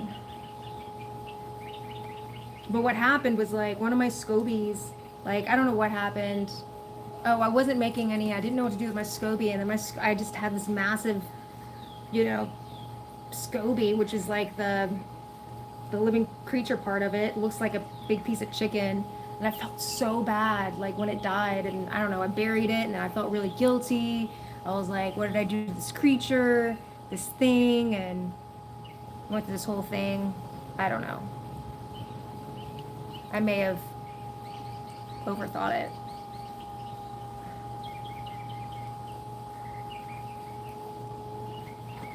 Too much. It's not a good place to wipe my hands.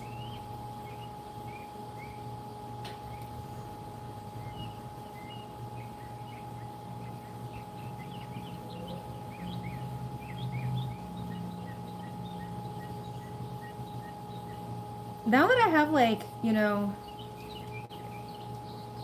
my streams before, there was just too many people.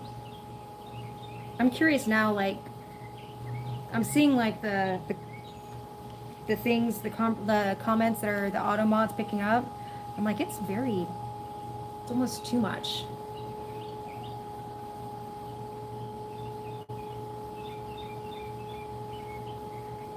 It didn't like that your cakes comment. Pets are always a wonderful addition to life. Do you have any pets?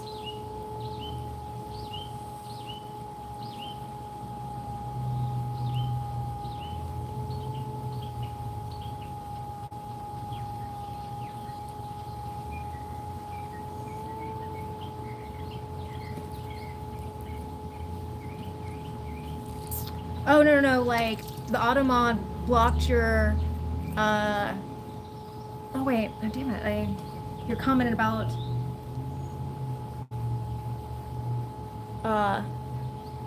the shows being a perfect mix of drama and big cakes. It didn't like that comment, and it, like, held it for review. And normally, like, when my streams, I guess before, like, when there'd be, like, tons of people on here, I didn't bother with it because it was always something creepy. I always thought it would be something creepy, but now I'm like, well, maybe it wasn't something creepy because I'm reading these and they're just normal comments.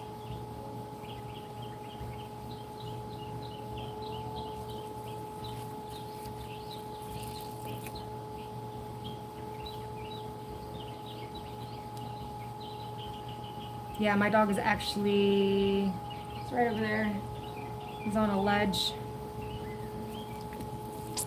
I don't have a fence on this part, so he's not allowed. My garage has like a back step area, so he's not allowed off that back step because I can't trust him. He's got a prey drive that is very serious. And I don't trust him to like just take off if he sees something that looks like it could be a cat or a critter or a person he doesn't like. His name is Hobo. Aww.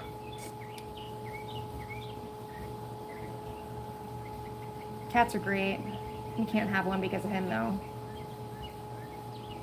I mean, I kind of feel like if he was raised with a cat, well, like, if I brought the kitten in and he saw it from the beginning, I feel like there's a chance, but it's not a good idea to risk a cat's life because I think there could be a chance that he would not kill it. So, we used to have, our neighbor had a cat that was super cool, and he let his cat be outside all during the day when he was at work. And so for the longest time I thought she was a stray. Because I kind of knew that she wasn't though, because she would come over always at the same time, which was like around the time that someone would go to work.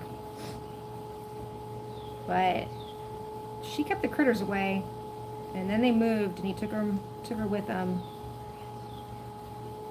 Now we have to get out.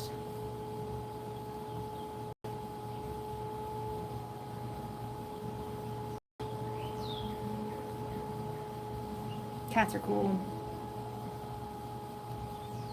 They're funny.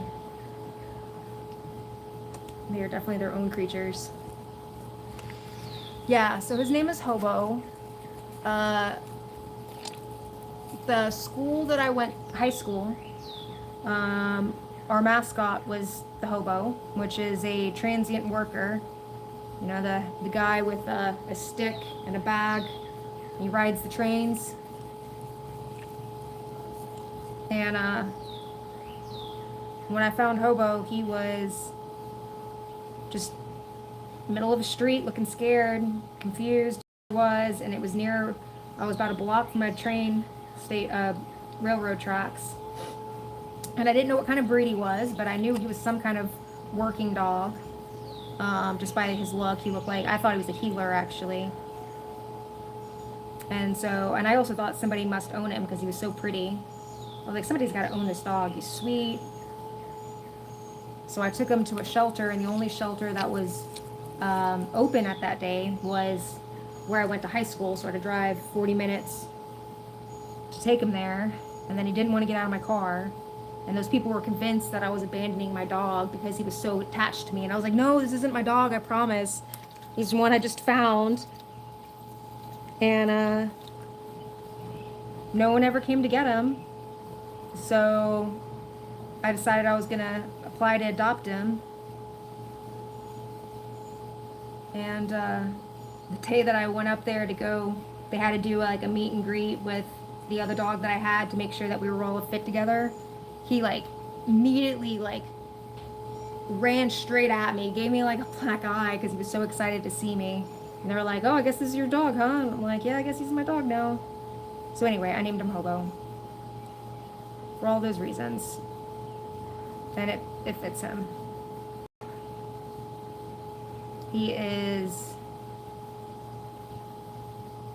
funny. He's got some issues, but he's got a good heart. Yeah, that was the funny thing about cats. Cats are not like dogs. Cats have their own personality, their own wants and desires, and definitely pleasing humans is not at the top. No, not all cats. Some cats are different. Sometimes you have cat dogs, and or cats that are like dogs with a dog personality, and then sometimes you get dogs that have a cat personality. That was my other dog.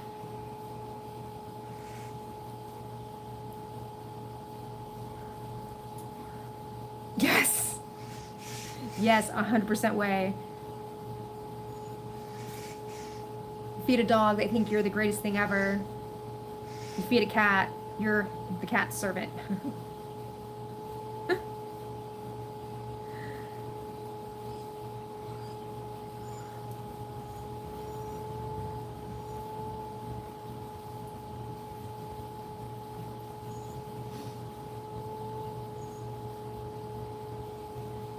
Yeah.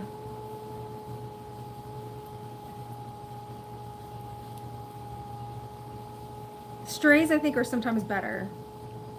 They have a little bit better attitude because they know what it's like. I think that's part of Hobo. He knows what it's like out there. My other dog, he was more of a cat dog. He was like, no, you serve me. You're here for me. He knew tricks. I took him to training. He didn't care. Nah, he was gonna do everything he could not to follow your rules. He was gonna, even if it bit him in the face not to, he would do that. You tell him to lay down, and he would like, because, you know, we would want them to lay down or do some kind of thing for their food, you know? And like, he would like plank, he'd have his legs extended, his arms extended, and be like shaking, because he's like not putting his belly down, doing everything he could to like not follow the rule. He was such a turd. But I had him since he was like 6 weeks old, and so he knew nothing but me waiting on him hand and foot. Meanwhile, Hobo, we're the greatest things ever to him because we bring him food. We give him food.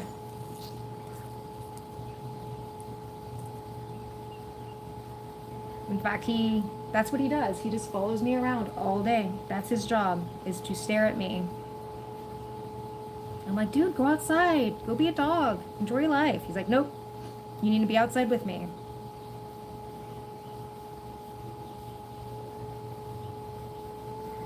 But I wouldn't change him for the world.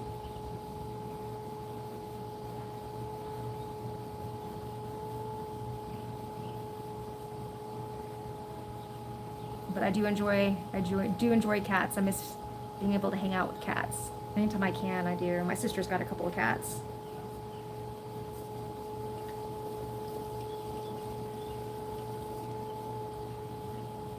One's a stray, Bianca, and then the other one is a cat that she bought since a kitten. He's a little bit of a jerk.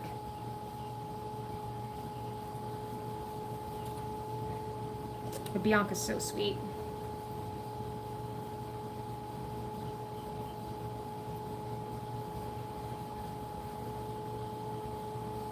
Yeah, 100%. I think so anyway.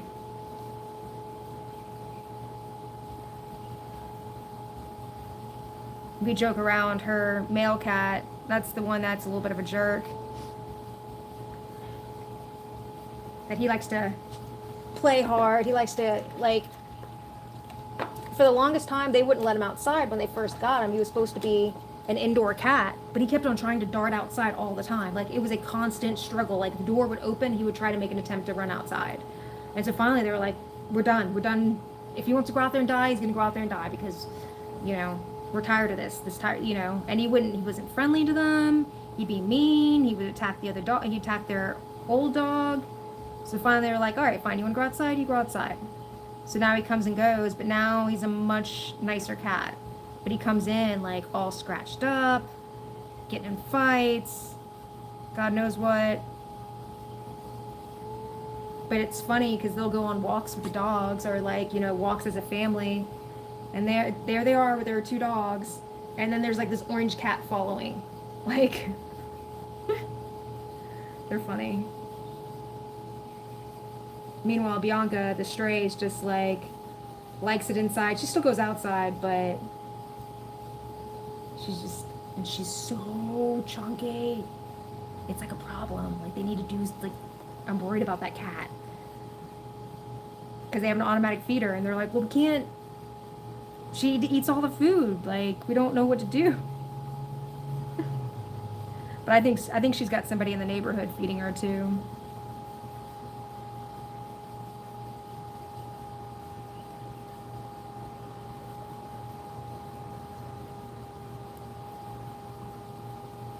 I love animals in general. I think animals are cool. I love how they all have their own personalities.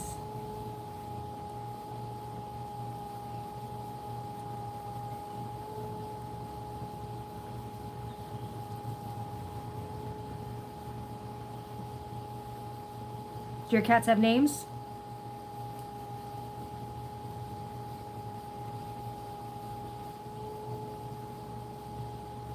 Huskies are equivalent of cats in the cat dog world. Huskies are funny. See, Hobo kind of has a little bit of that in him. Not husky, but sometimes he, like, with the rules, he can, like, you can see him justify, like, he knows he's doing something he's not supposed to, but somehow he's, like, convinced himself that it's okay because there's a reason for it. I think Huskies are kind of like that, too, where they're like, oh, no, I know better. This is a situation where I know better.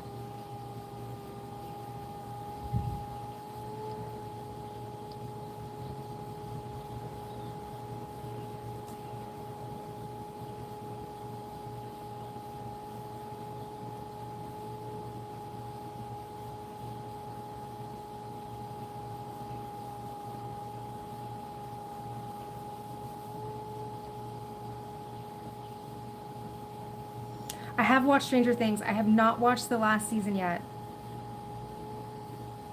I think you were the one that told me it was worth it. I was so afraid that, you know, we were like, it's been so great. What if we watch the last season and we're disappointed?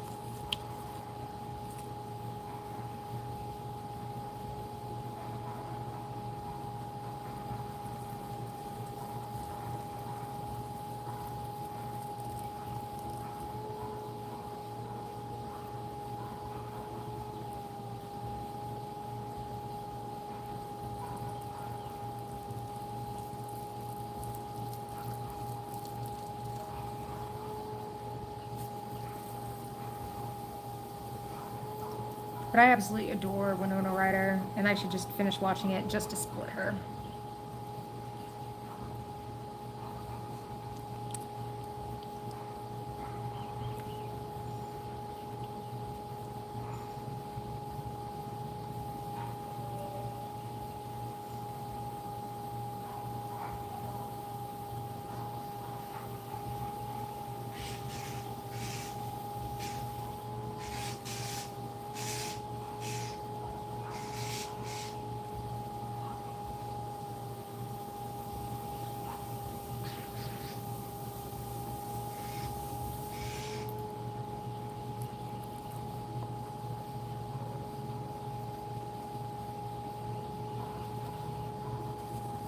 I think, weren't you the one too that suggested I watch Invincibles? Because I did watch an episode of that the other day. It was good. It did remind me of like old school X-Men. Very much.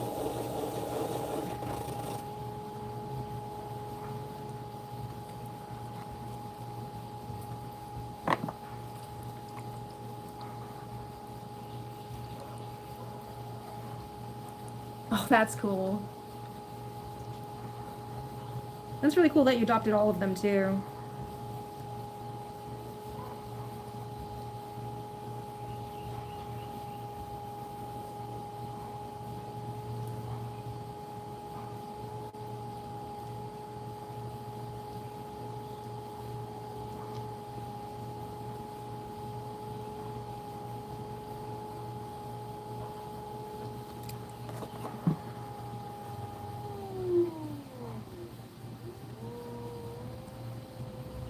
Yeah, it was well done too, man. It was funny how like in the beginning they're like, "Oh, it's this super wholesome thing." You're kind of, you know, they did they kind of also they go by that. Oh wait, I was gonna do this a little different.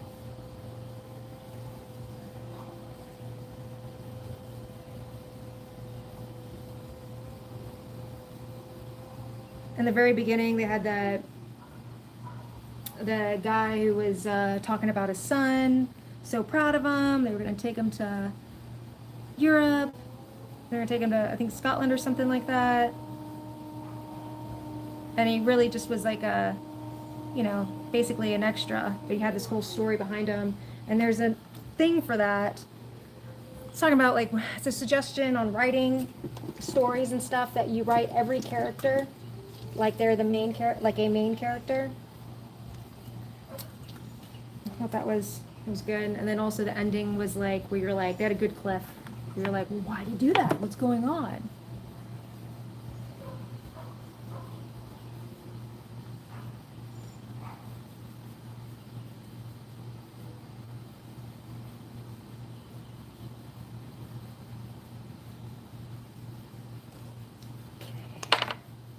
That's the new bottom version. Right.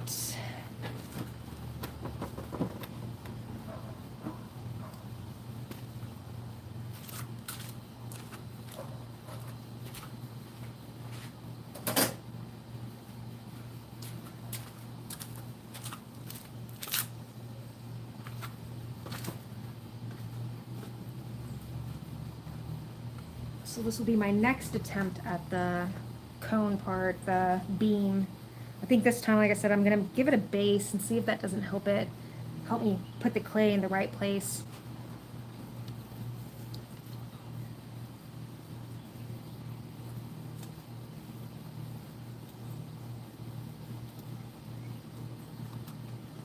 That's the, really, so he wasn't sent to help other civilizations, he was sent to conquer. He lied.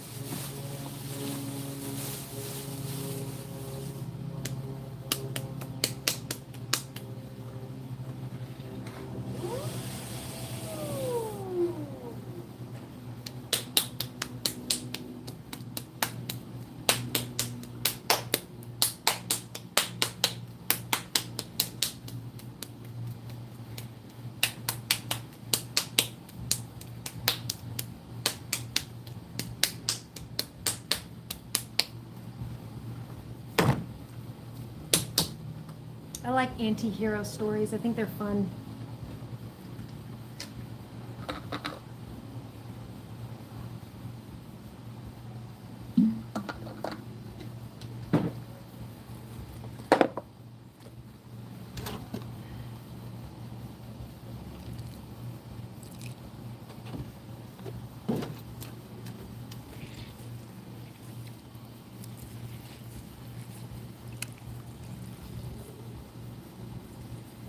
No, you actually gave me what I wanted to hear because we don't have Amazon anymore. So then I was gonna have to like pay to watch the rest of it. And I thought, well, maybe I'll just get the comic book instead.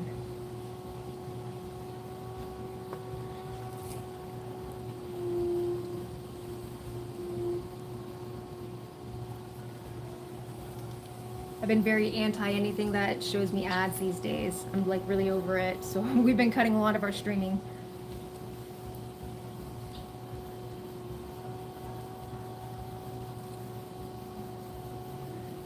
That's why I will never monetize this channel, is because I don't want anybody ever have to see ads. Or I don't want to, I guess they still show ads on these even if I don't choose not to, or to participate, but I just don't want to, I don't know, I don't want to be involved in that.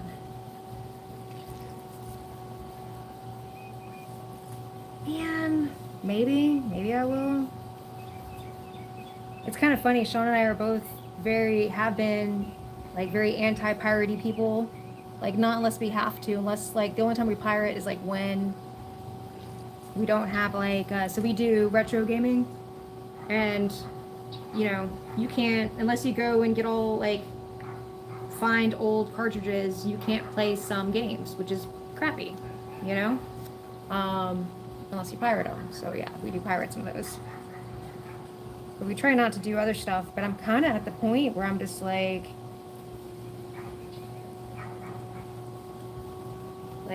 y'all have enough money.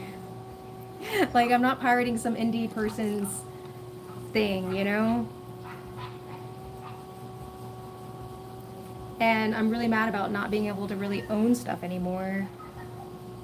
Like, our TV shows us ads now. I'm like, we bought this TV. You should not be showing us ads.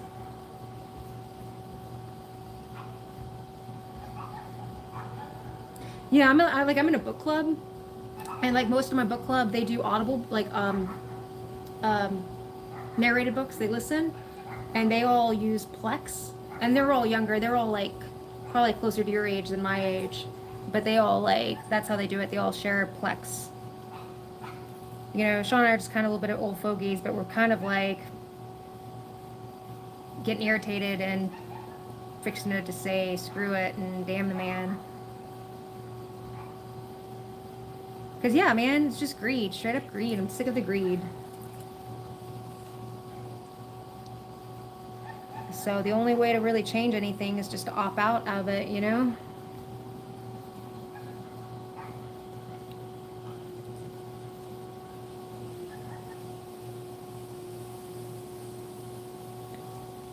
So we're trying to switch to here.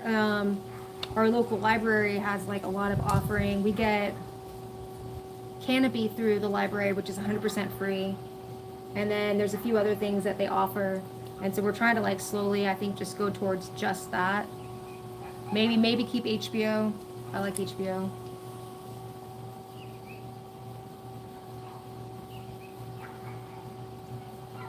That's definitely a way to put it. If buying isn't owning, piracy isn't stealing.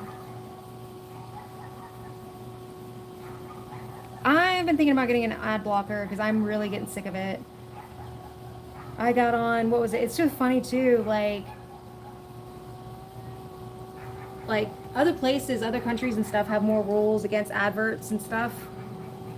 You know, I remember and it may be different now, but I remember when I went to Australia, like probably like almost 20 years ago at this point, but all of their shows, like the shows that they watched from the US, they had like this extra time because the shows in the US were made to give enough commercial breaks for the US side, but they had a limit on how many commercials could be shown.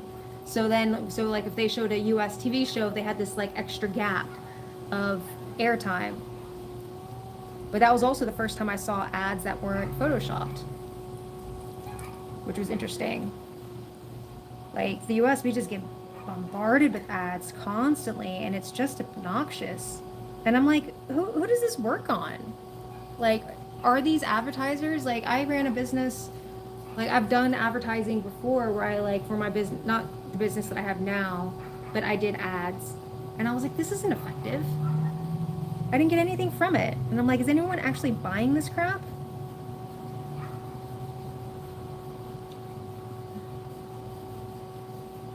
Yeah, YouTube is terrible.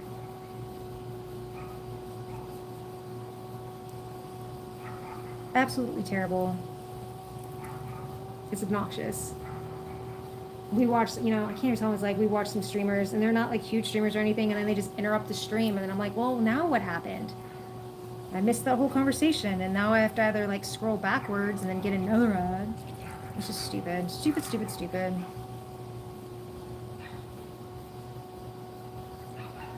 And I opt out of all personalized ads, so I get ads for all sorts of weird stuff.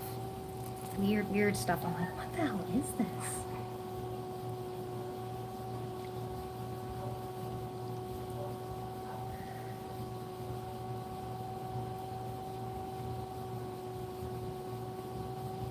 And a lot of it's just like so blatant. I feel bad, like men are very much being attacked. Like women have been attacked with ads forever, oh, you gotta be a lady, you gotta look like this. But now seeing men get attacked for like, you gotta be a manly man and buy this soap.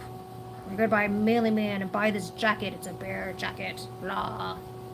It's just so ridiculous. Absolutely ridiculous.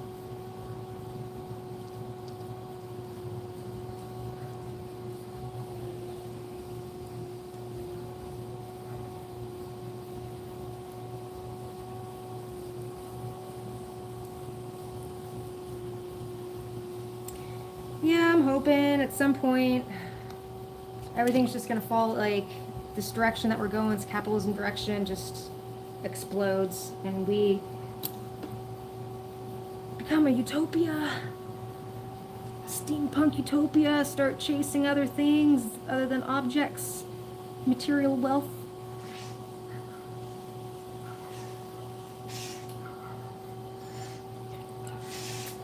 Mockingbirds.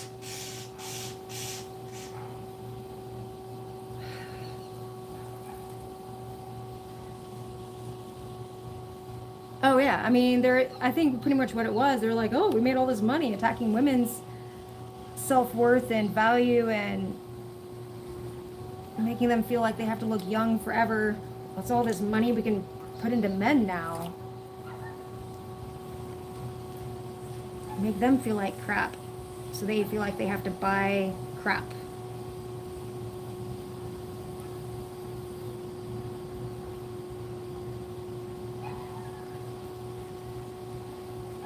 Funny. Life is funny. The world is funny.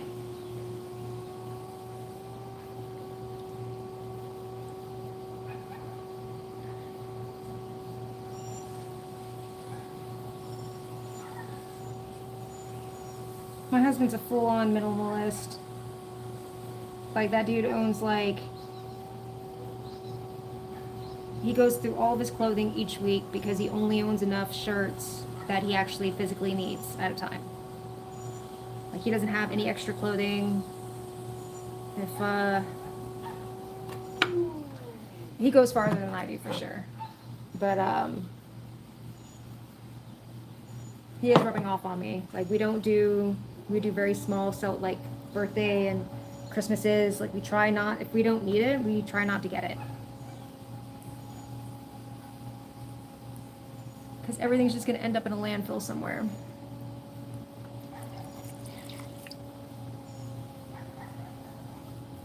Yeah, and I feel sorry for we definitely had it, yeah, you'd have magazines, things like that, but everything's so much more in your face these days.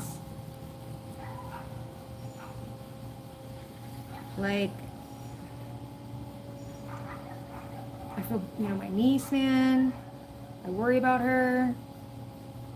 Because social media is just everything. Everything's online, and you're just constantly bombarded with ads and crap, and buy this, and this is what you need to be a whole person, and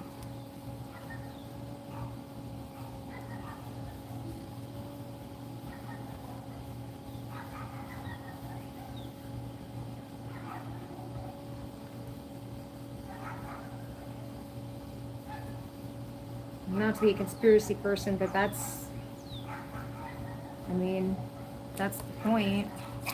Keep us unhappy so we keep buying. Seek our happiness in a thing. Once I get this thing, I'll be happy. That's all I need is this thing.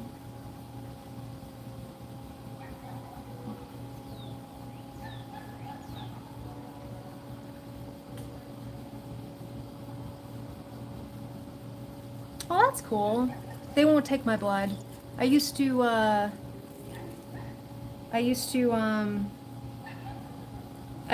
I was in high school, I helped run a blood drive.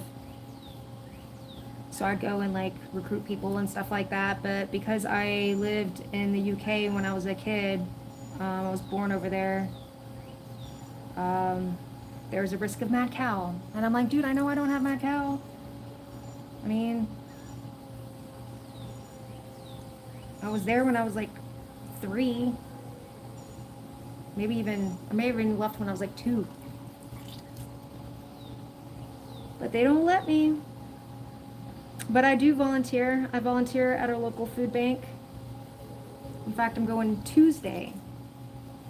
Volunteering, man. It's good stuff. Like, I was kind of struggling there for a little while. I was getting like really sad. You know, things over here in the States, it's really depressing. It can get depressing. And so Sean and I decided we wanted to, I'm going to make that even smaller on the bottom. We wanted to do some good. So we started volunteering at the local food bank, and man, it does. It makes me feel better. When I was in college, they allowed me to donate once, and then they changed the rules about what years a person could live in the UK if they could donate. And so then they wouldn't let me donate anymore. And so then I tried to lie. So they would take my blood, and they didn't like that. You can get blacklisted if you lie. And that's what happened to me in college. It was a little embarrassing. You know, I mean, not just volunteering, but just doing some good, like doing good acts, you know, just compassionate, good acts. And by the way, donating blood is so needed too. My mother, she has a lot of health issues, and there was a while there that she was needing blood transfusions regularly. And it's not just about matching blood types, you have to match immunobodies as well. And she has a more difficult one, like thing of immunobodies to like match, and so it was always like a struggle to get her blood and stuff. And so I wish I could donate because it's so needed.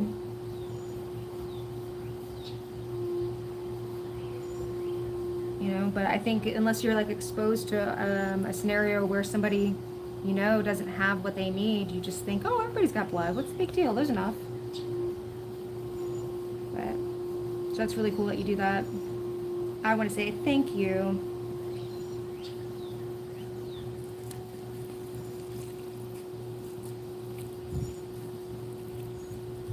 Yeah, just because I lived in the UK. I mean, I haven't checked maybe they've changed it since, but, I mean, I checked I think I probably checked again when I was in my 20s, late 20s, because I think I was working at the property at the time.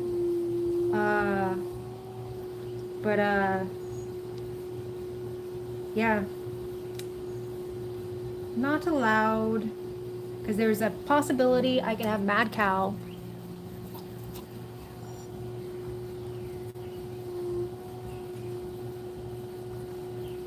Very silly. But I mean, I say it was very silly, and then I read a story about a woman who she ended up finding out like she had mad cow like 20 years later after like the exposure. So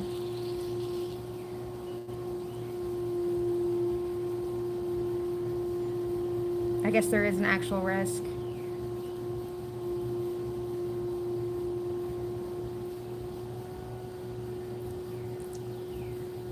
I also have tattoos too, but I think the tattoo thing is just within like a year of getting the tattoo.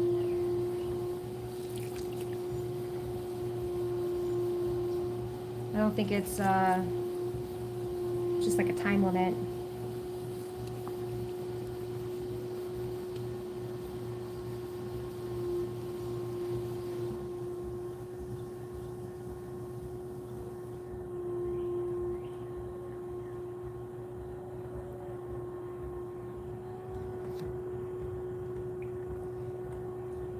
Maybe I could look at other organizations, but I also remember because in college I couldn't like I had friends that would go and donate plasma for extra cash, and they wouldn't let me do that either.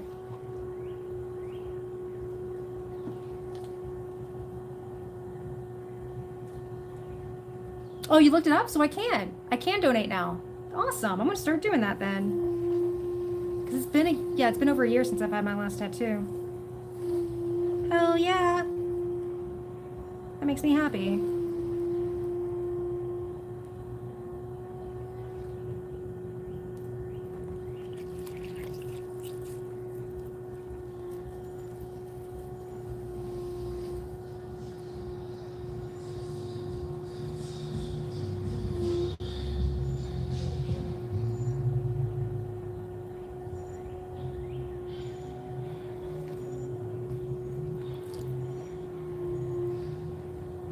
I'm going to add that to my list of things to do then. Man, I was relentless in high school when I worked on that blood drive. Like, we had a lot of teachers that didn't want to donate. They had like big fears of needles. And I don't know, it was weird. And I would like, I mean, I went after people. I shouldn't have done that. It was not, if someone says no, you need to respect that. And I did not respect it. But we had the best donations that year. We had more donations than ever. But that doesn't make it right.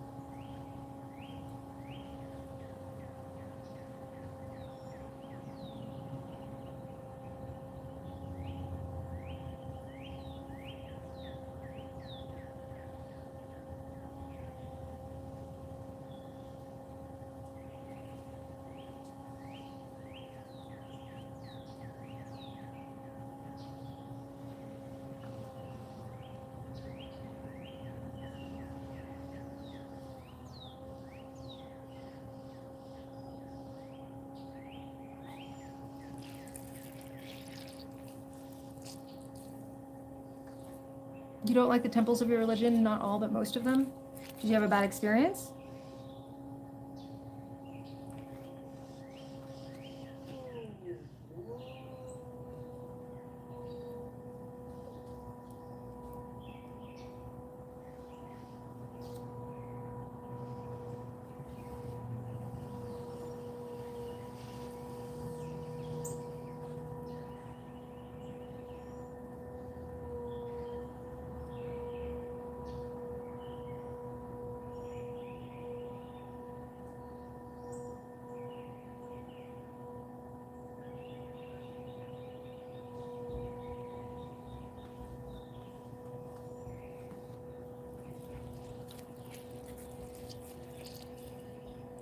Ah, that's interesting.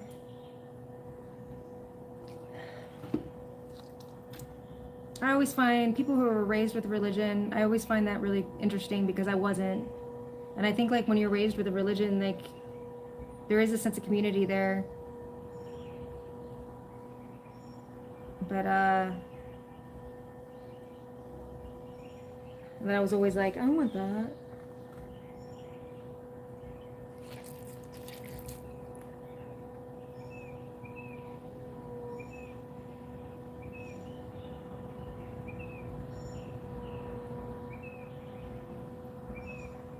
Do you mind if I ask what faith you are?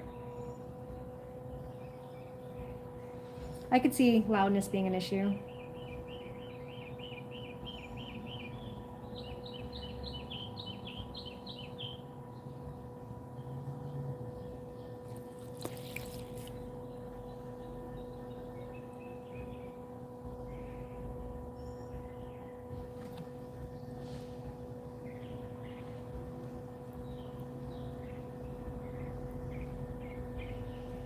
It depends on what church you go to. Some churches can be very loud and very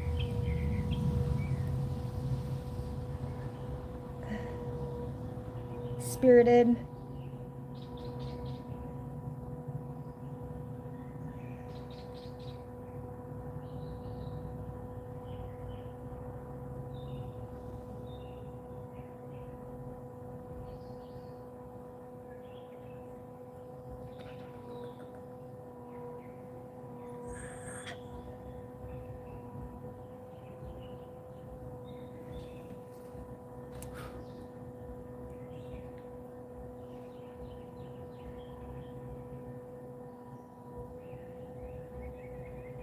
I'm much happier with this shape. Oh no, what is that?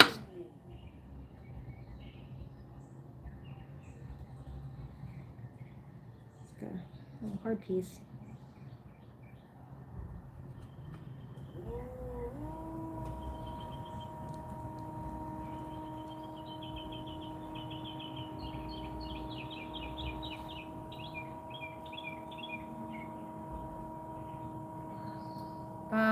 I agree with you. I believe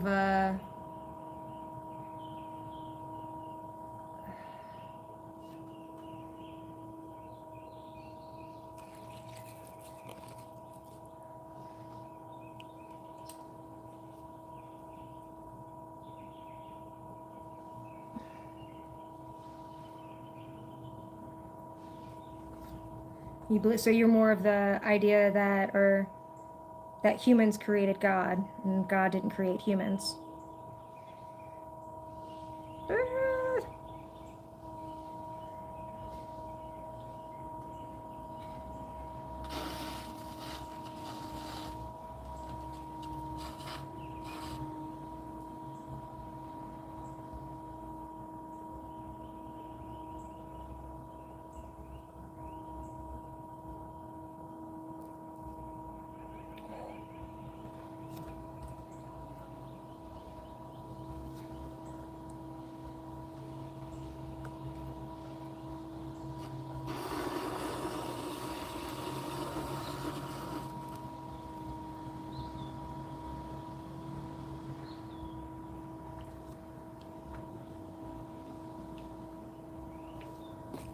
So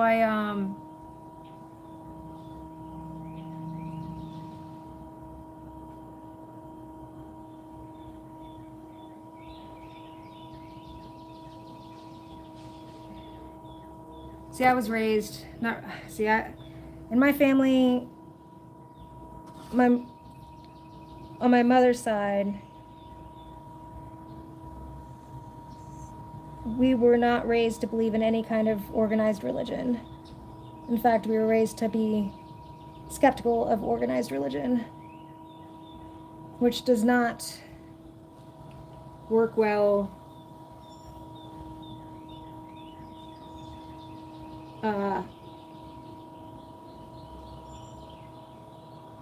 in the southeast of the United States.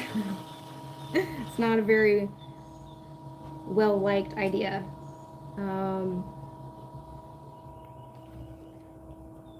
But I always found religions interesting, and so I learned a lot about different religions. And there's good and bad in every religion.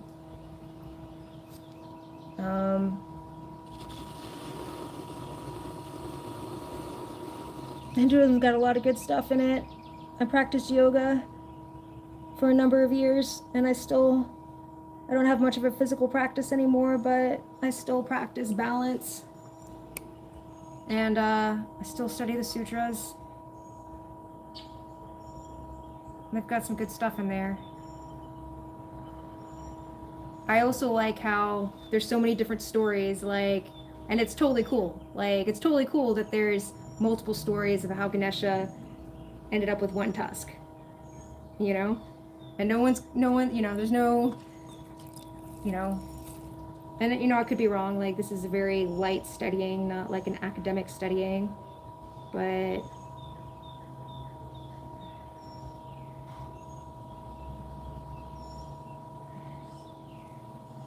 I like the idea of reincarnation a lot better than heaven and hell. Even as a kid, I didn't understand heaven and hell. It didn't make any sense to me. Like, and then also, when I asked about God, my parents just sent me to church with the neighbors, and they were Southern Baptists. And so the church told me things like, my parents are going to go to hell because they don't go to church. And that my dog wasn't going to be in heaven. I'm like, why isn't my dog going to be in heaven? And they were like, because he doesn't have a soul. And I'm like, well, I don't like this. And I was like, this doesn't make any sense to me. Like, to me, like, just if you're a good person, you should go to heaven, you know? But no, you have to do all these rules and these things. And I'm like, I don't like this at all. I was like 7, and I was like, this doesn't make any sense to me. So.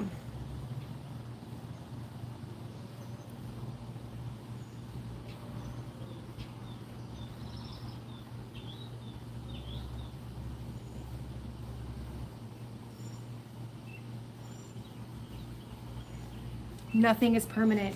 100%. Non-attachment. Like, I learned a lot.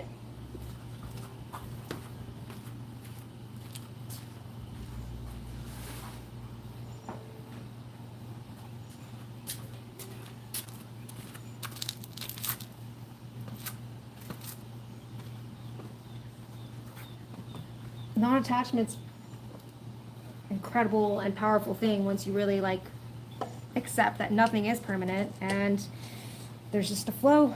You gotta just go with the flow.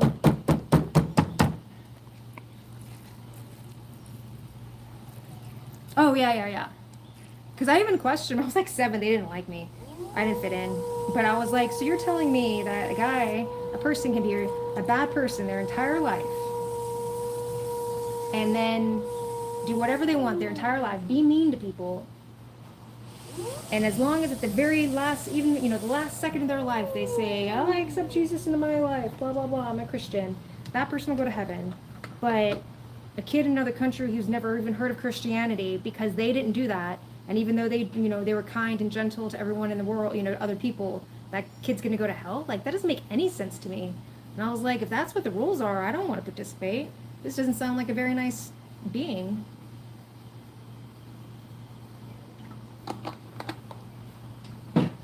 People didn't like that.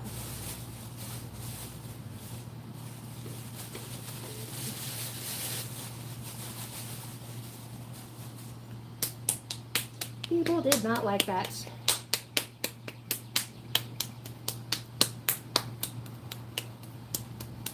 I personally believe that we are all one thing, that we are some big being out there that is experiencing life through us, and that we are actually all the same thing. We just don't know it, because if we knew it, then it wouldn't work.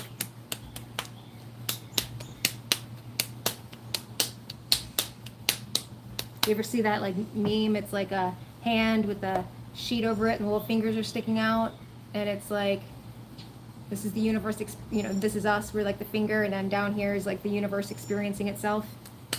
That's what I believe.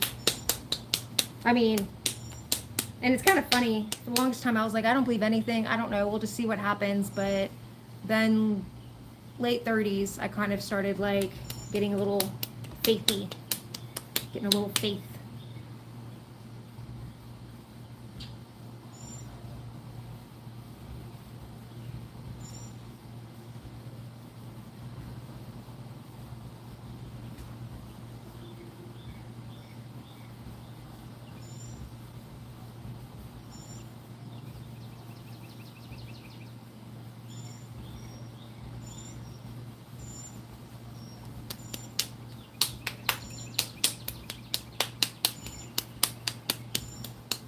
So no one else, like nobody else, like says their like difference between saying I am God compared to I am a God.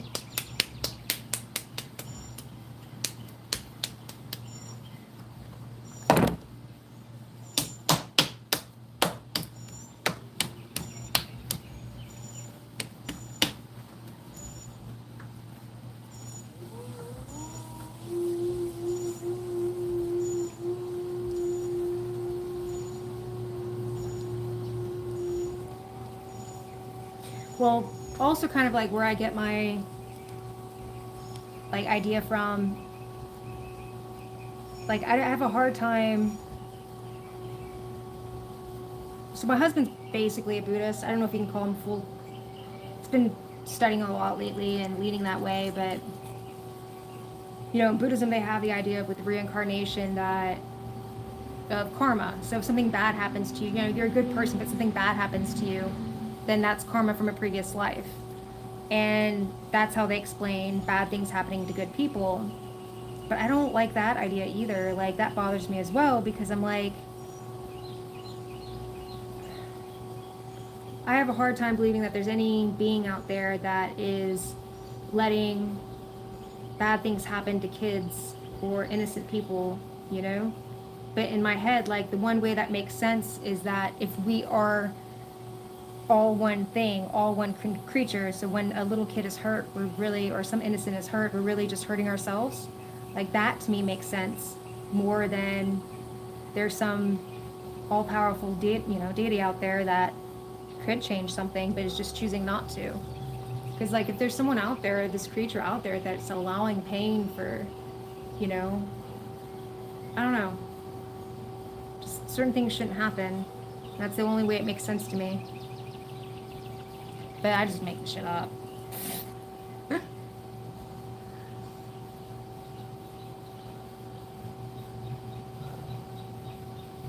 Hey Patrick. Yeah, no, I haven't actually been streaming much lately. I took some time off because just between the wedding and then honeymoon and just life got busy. So I haven't been around. It's nice to see you. But last two times I've streamed, it's been really chill, so it's been nice. I've been able to talk to people.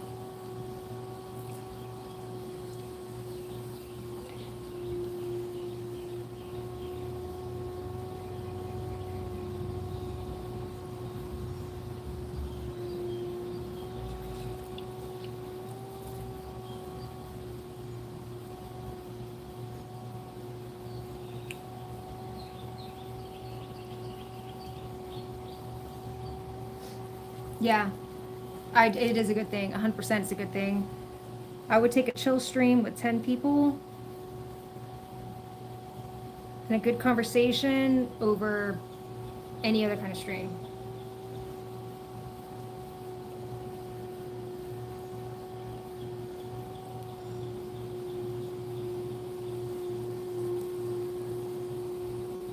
It'd be cool if like people could set like a limit to how many people could hop in your stream. Like, all right, I have a limit of this many people. Because it gets to the point where like you can't even maintain a conversation. Like everything's going so fast that it doesn't make any sense to me.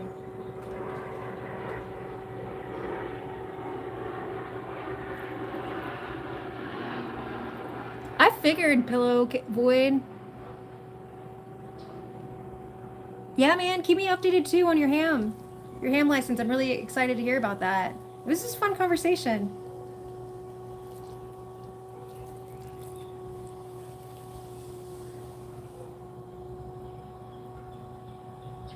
Pillow Void's been keeping me company.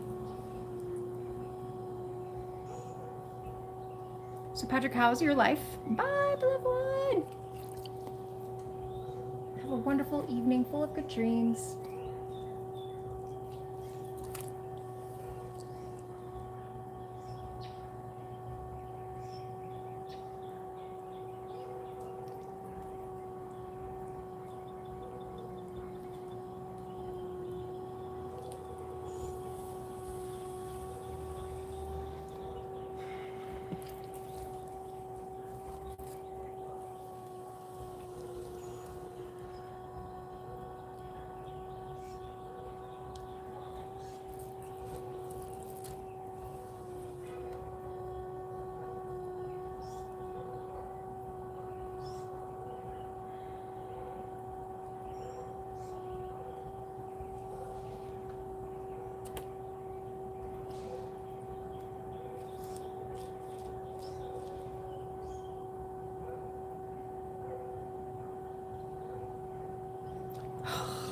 new grandbaby has enlightened your soul. Oh God, tell me more.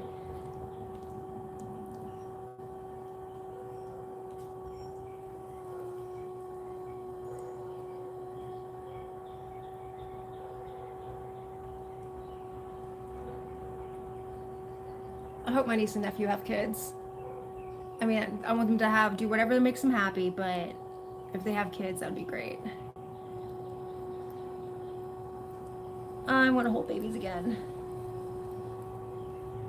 And because I don't have kids, I don't really get around people other than family that have kids. Like, I don't, well, all my friends with kids, they're in another state. So I don't really get a chance to hold babies. And you can't really go up to strangers and be like, can I hold your baby? Babies are so cool. And I love how, like, if you get to know a baby, like, you start seeing their personality, and then that personality, like, continues as they grow, and you're like, I saw that. There's that, you know, stubbornness or headstrongness or goofiness or whatever, you know? It's so interesting that, like, we have a core self, and you get to see that in babies.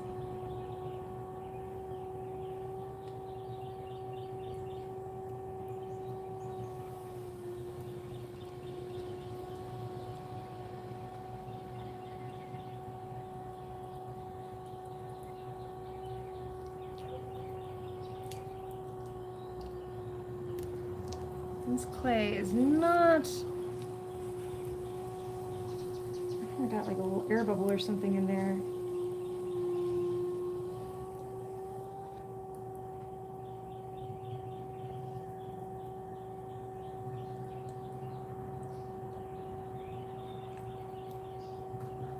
Kids, they do become everything, don't they?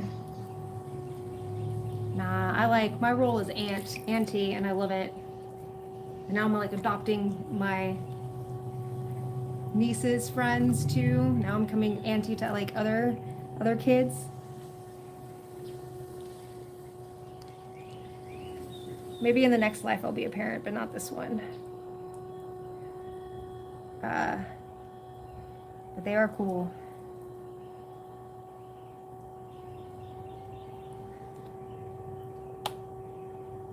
So how old are your grandbabies? You got a brand new one. How old is the other one?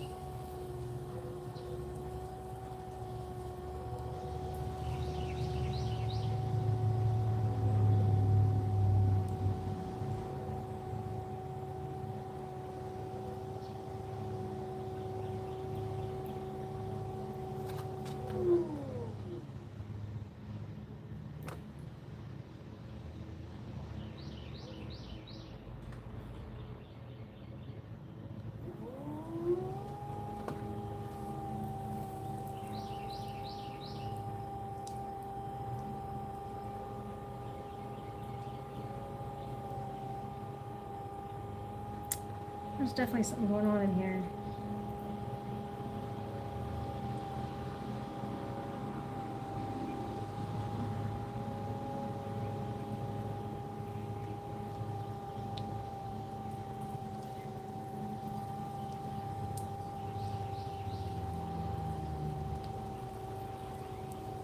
Well, I hope you are able to see those grandbabies a lot. It makes a big difference being able to see them regularly. Unfortunately, I was not around my aunts and uncles and grandparents a lot growing up. But we've been able to do that for my niece and nephew. They've got both like their grandparents nearby. So they see them regularly, and 3 and 2 months. Oh my God. 3 is such a great age too.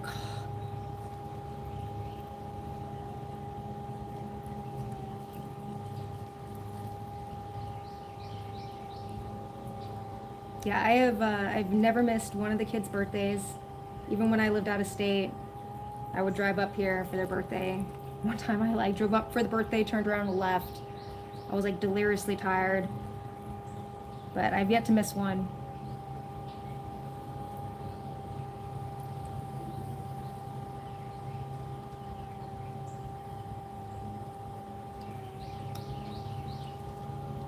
And when I moved up here finally, how old were they?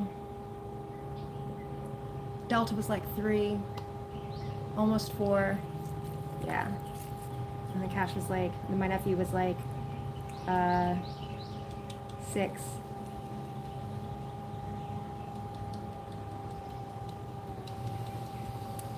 I mean, all ages are cool, kinda. There's some ones that aren't so great, but they're short. They're more like stages. I don't think it's really an age.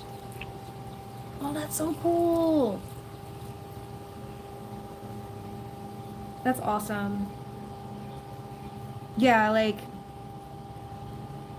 my nephew just had a performance recently, a school performance, and like it was cool because he had grandparents there, and he had aunt and uncle there, and I'm just so happy that they get to have that experience, that they have family nearby. I was always jealous of my friends or envious of my friends who had cousins, and I mean I had cousins too, and they were cool, and but I never got to see them because they lived in Texas and we were in Florida.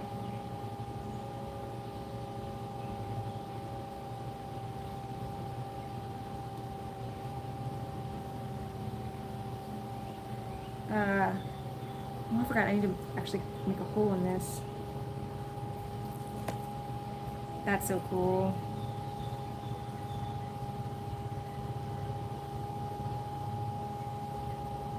And I have to say, like, babies are adorable and they're great, but I think my favorite ages are like 3 to 3 to 10, maybe 3 to 8, when they're still like little enough that you get to hold their hand and they're sweet, but like they're old enough that you get to start having like conversations with them and stuff, and they start having their own thoughts and ideas and stuff.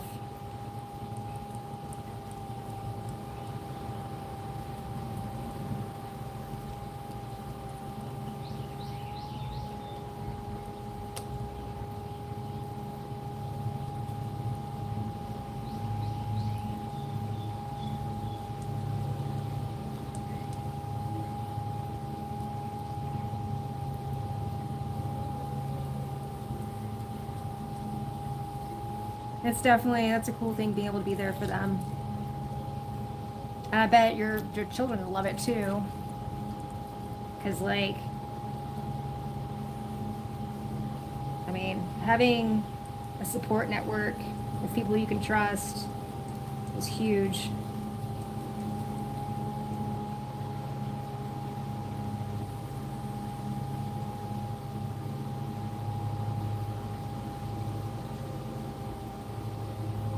You know, even just for the simple stuff like, oh, can you go pick the kids up from school? That kind of thing. To like also the things like showing up for performances, which is huge. Because like my parents, they both worked a lot, so they weren't always able to go to things. So there was like a lot of times that I didn't have anybody there at my games or performance or whatever. And I don't think that like necessarily like negatively affect me, but I do think it would have been a positive effect if there had been somebody there.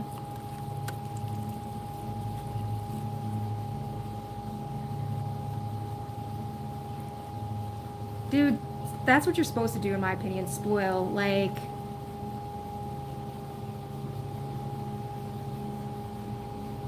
I don't know. I think you're not a parent, you're a grandparent. So you get to spoil. I do kind of similar as an aunt. I tell the kids, I'm like, you know, I always want them to be able to tell me anything and call me if they're ever in trouble. And I tell them, you know, if they're ever in trouble and they don't want to tell their parents something, I can't guarantee, like, I won't tell their parents, but I will help them tell their parents. Because, like, some things you know, depending on what it is, I wouldn't be able to, I don't make a promise that I'm gonna cover something up that I shouldn't cover up, but I want them to know that they can trust me.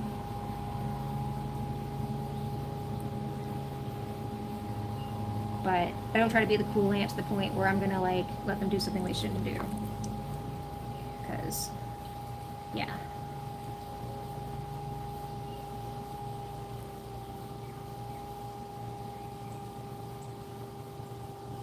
That's so cool. Congratulations. That's awesome.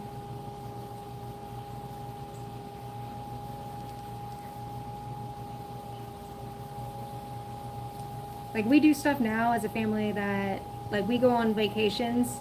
Like, we actually just came back from one, and it was my mom, my sister, and her husband, and her 2 kids. And then also, they each brought a friend, so we had like 4 kids with us. You know, and we went and stayed at the beach. And it was so cool, man. I really enjoy having those experiences.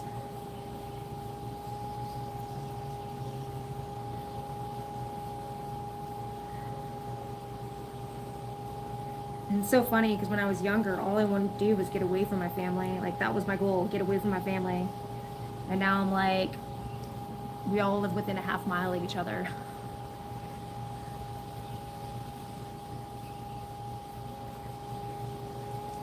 Like, we can literally walk to each other's house. It's funny.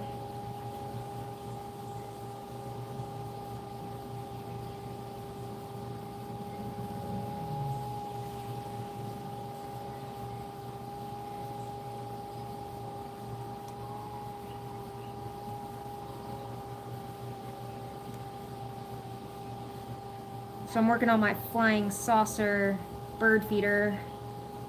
I've tried to make it before, and every time I've made it, I try to make it in 2 pieces, and it's failed.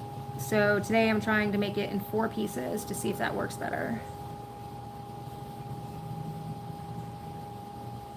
I'm doing my UFO bird feeder. So I've worked on this before. So this is what it looks like. This is the plan. And before, I thrown it where the beam here was 1 piece and the flying saucer whole thing was 1 piece. So it was 2 pieces total, and it kept failing. It was too difficult to trim these pieces. So you can see the blue is what I wanted to keep. The red was what I was going to trim away. And it just was too difficult. It was too difficult to trim. It just wasn't working. There's too many rooms for failure. So now I'm doing it in 4 pieces. So the dome is 1 piece, the saucer is 1 piece, the beam is 1 piece, and the base is 1 piece.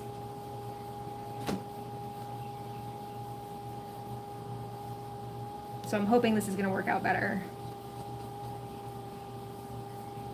So you're kind of catching me towards the end. I have thrown 1, 2, 3, 4, 5, 6. So this is my second to last piece. I threw 2 versions of each piece.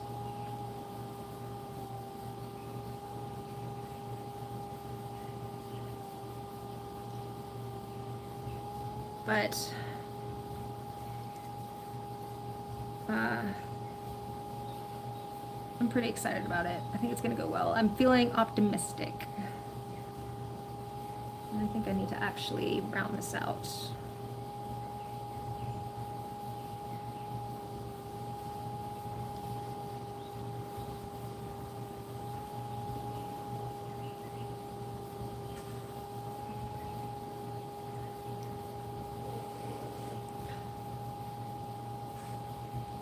No, actually, I'm going to trim them, so I'm going to let them dry, and then I'm going to bond them after, but not everything. It's still going to end up being 2 pieces, but I'll bond, like, the pieces of the beam together. Oh, crap. The pieces of the beam together, and then the pieces of the saucer together. But I'll do that after they're semi-dry, and I'll bond them then. So that way it'll be easier to trim, because what was happening, so this will be the saucer, right? Part of the saucer. What was happening is when I was trying to trim it, you know, imagine a dome is sitting on top of this. Well, when I want to trim the bottom, I flip it upside down. Now I have the dome with this big disc, and it just was too difficult to support, and it ended up getting all wonky and cracking and all sorts of different things. So this way I can trim the individual pieces and then assemble them and not have to have such a hopefully not so much of a struggle. So yeah, I will assemble them after they've dried. So I'm thinking tomorrow.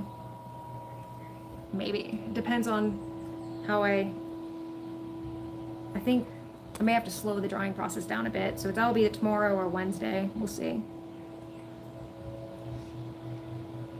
And then I'll wire, the pieces will be held, the whole thing will be held together by a wire that runs from the bottom of the beam all the way up through the top.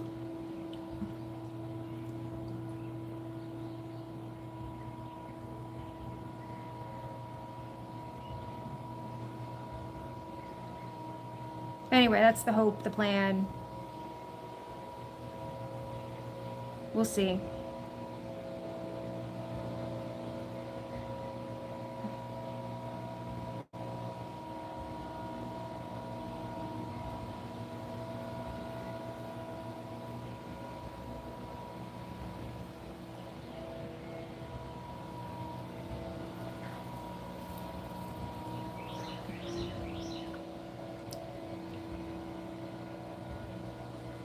So Patrick, what side of the world are you on?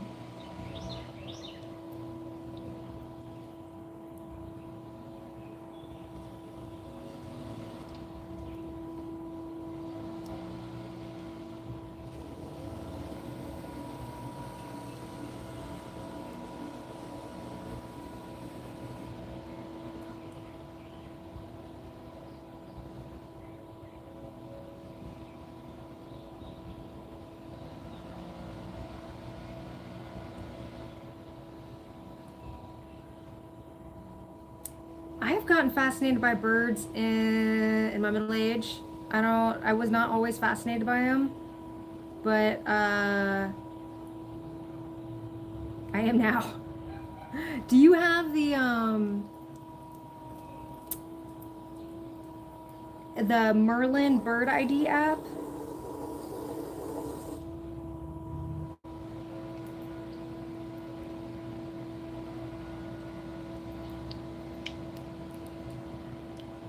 My hands are like so clayey.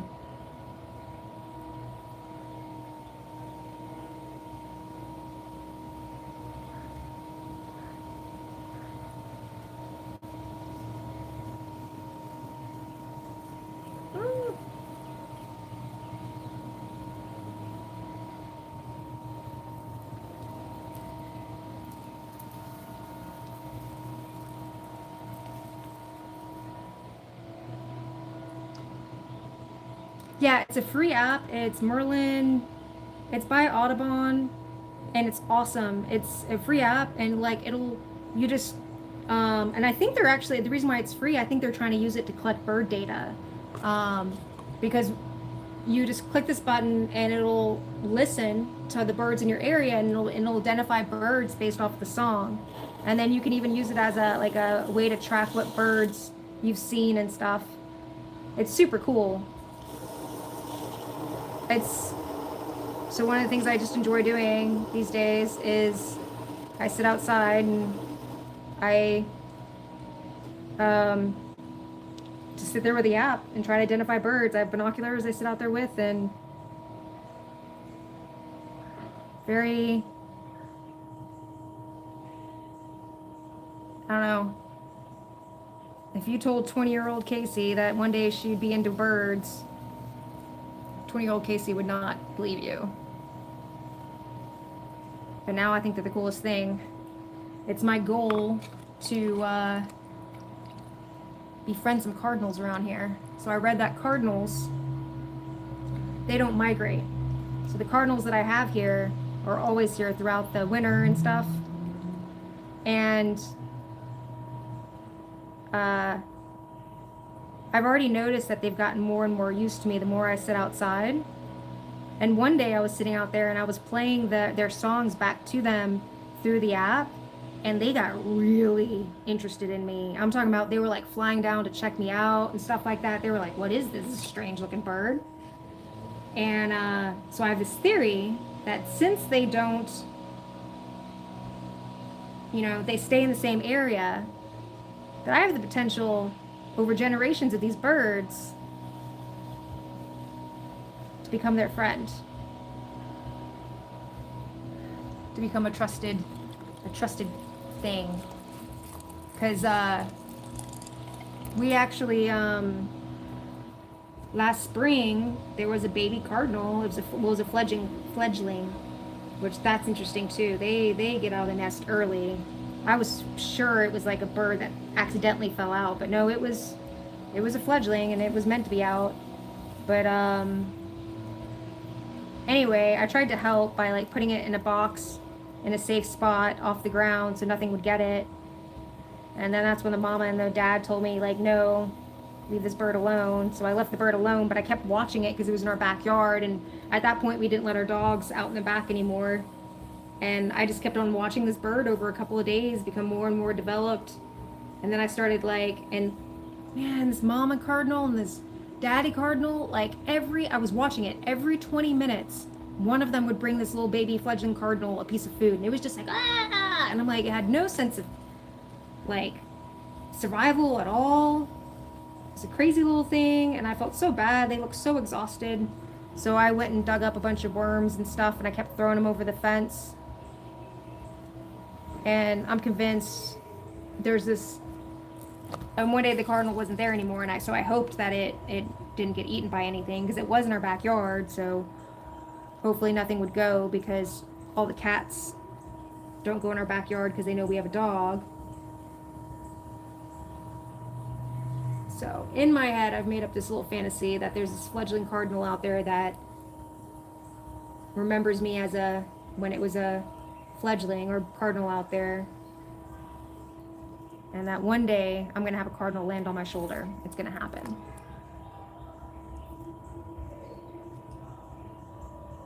Yeah, man, it's kind of cool. Like, it was even neat that there was I swear there was a thrasher helping parent this fledgling cardinal, because like I was like having freaking, you know, Discovery Channel in my backyard. I was totally just enthralled with this whole baby cardinal situation. And there was this thrasher that would hang out too. And the cardinals didn't chase it off. And I think the thrasher was kind of helping keep an eye on that fledgling cardinal. And they're starting to pair up now. But we had like a flock of cardinals during the winter that all hung out together.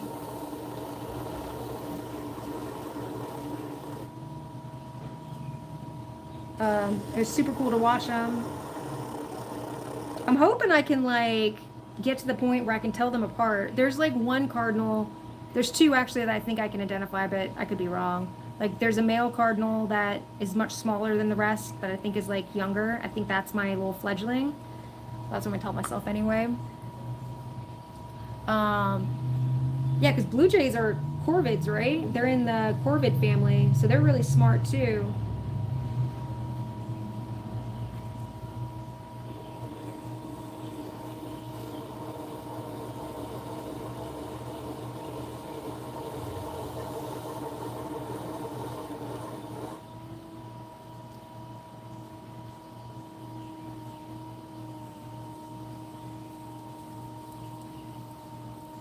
We've been laughing because the mockingbirds, man, they're super aggressive right now. They're just going after everything.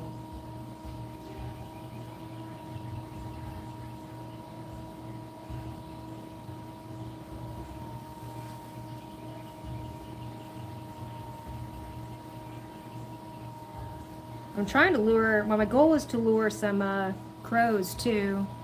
And I'm hoping I can use, we haven't put any crow food out, so that's what I got to start with, but we didn't have the type of feeder that we needed, and hopefully this will be part of it. Blue jays are beautiful too. Blue jays are my hubsy's favorite.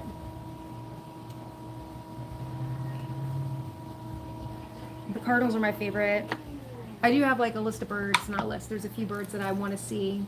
There's like a red-winged blackbird that's supposed to be in my area. I really want to see one of those. I haven't seen one yet.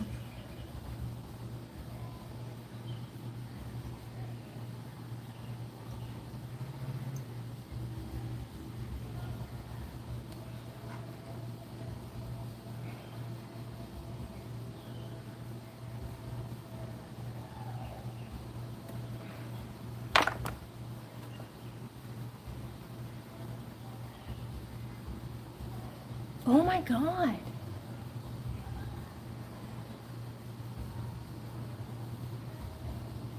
Yeah, it's kind of funny when you see them get aggressive with each other. Hummingbirds are quite aggressive too.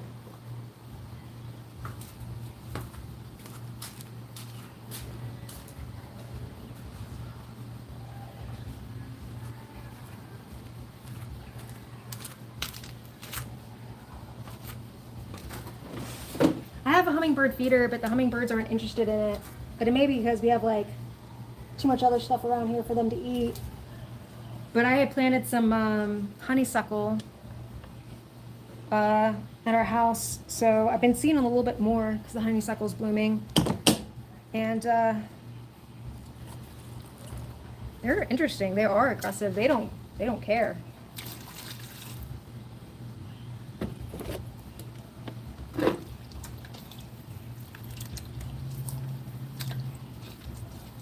But I plan on planting a red bud this fall,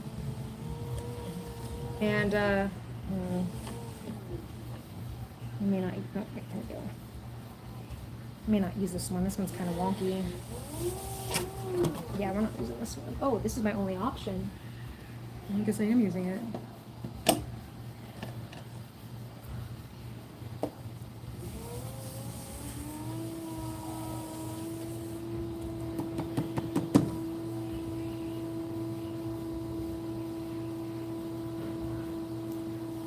Man, the mockingbirds are a trip. I swear, they're like, it's like they're show-offs with their songs. They're like scatting, you know? They're funny. We have a lot of mockingbirds around here.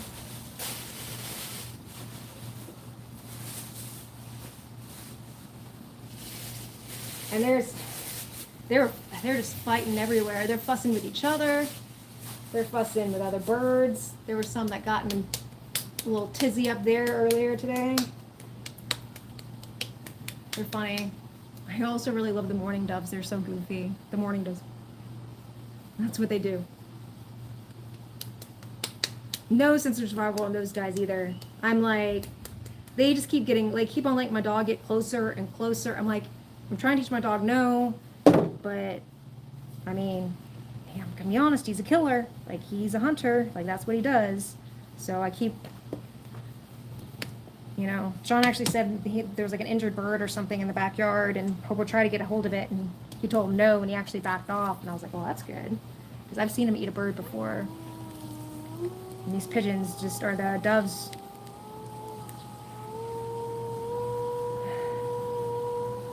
They're like, oh, this is a good place for food.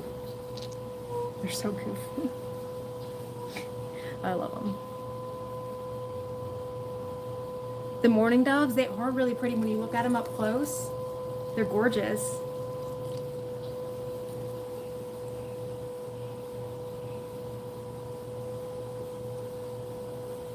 I think they're training me to put out food though. That's the funny thing. Because one day, like, I had one looking at me, and I was like, all right, I'll put some food out. And then I saw it again, and I'm like, I think this guy, like, I just trained him, because they were supposed to be really, like, humans brought mourning doves. Like, they used to be our pets until we, like, abandoned them, right? Is that right? Or is that pigeons? But they're all in the same family.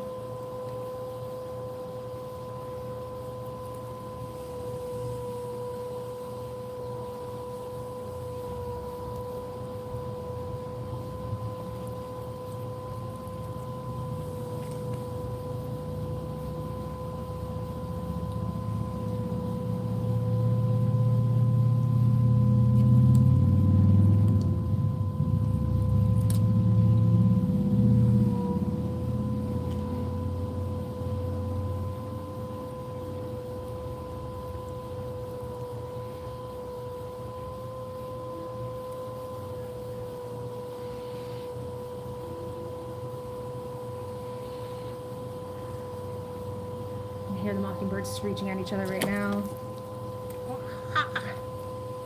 Dude, chill out. Take a chill pill. There goes one.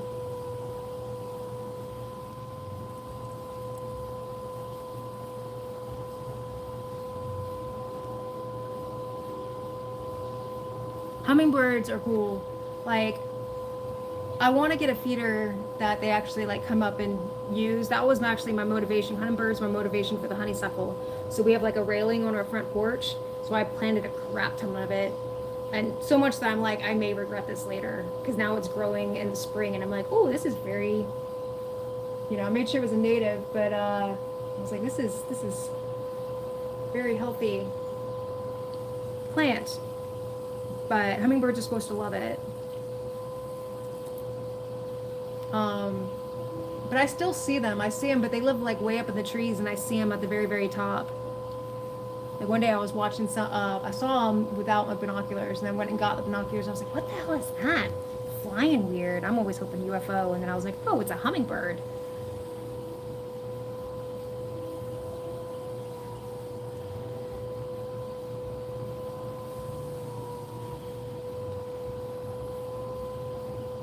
My plan is to get enough feeders out there going, and then I'm going to start sitting out there. Oh no, I'm just not going to pan. And try to get one to land on me.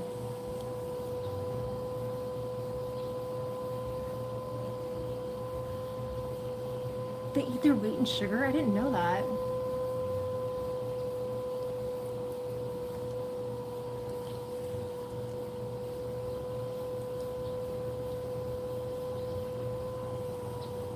So yeah, this house that when we moved in, was pretty much like a blank slate as far as landscaping. The previous owner had the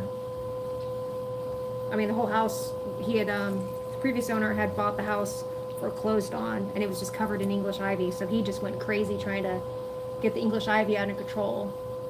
And so now I get to find plants to plant, and all of my deciding factor for the plants have been, I want to make sure that they're native to the area and that they feed the birds. Those are the two requirements. So everything I put in some way feeds birds or pollinators.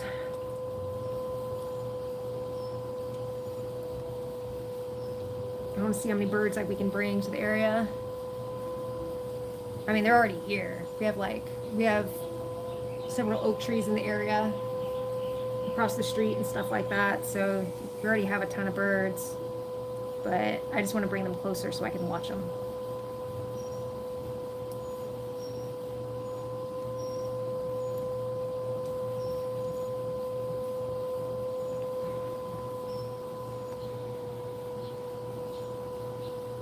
Yeah, for real. Look at that app.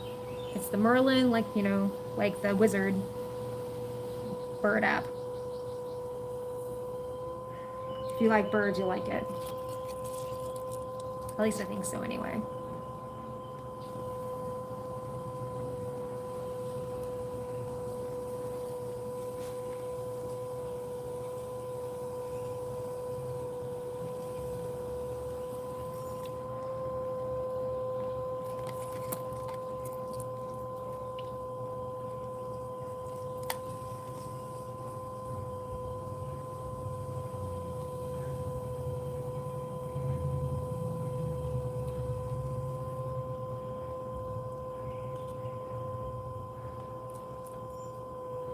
Clover for bees. We've got some natural clover. Not natural, just and clover's so pretty too. Like when you let your weeds just grow, you can find out how pretty they really are. So we got a lot of clover that's just growing naturally. But what I've been trying to do is transplant what's helpful into more of I still want that, yard to look kind of I don't want it to be too messy looking. So I'm trying to find a way to do all these things and still feed the birds and the bees and not have people look at my house and go, oh. But I think people do that anyway. But anyway, so my plan is I would like to have a spot for clover.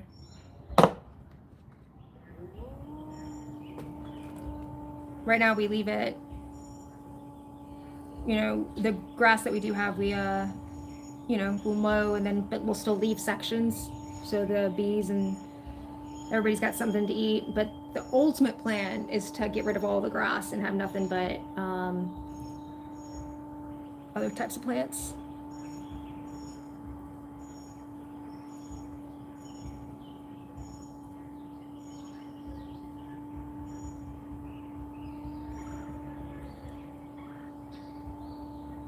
I was laughing because I was telling my mom we have this spider wart. It's so pretty that's popping up, and it's just random everywhere. And I was fixing to mow, so I was going through and I was digging up the spider wart and I was moving it to different beds and stuff so I could keep it and keep it for the bugs and the pollinators. And I was like, I bet my neighbors think I'm crazy. Here I am just transplanting weeds around. Like I have 2 dead trees I haven't cut down because I don't have anything to replace them, and the birds use them. Like the birds sit in them, and I put bird feeders in them.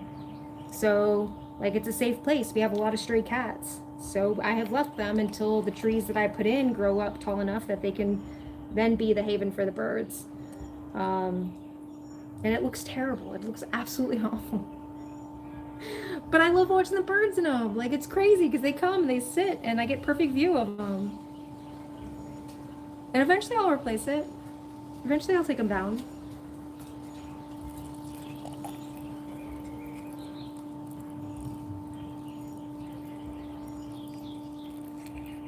Oh, that's cool. Yeah, so what I did was I looked up the milkweed that my local area needed because I didn't find like a mix, but they had a list of milkweeds for a certain area, and I bought a bunch of seeds.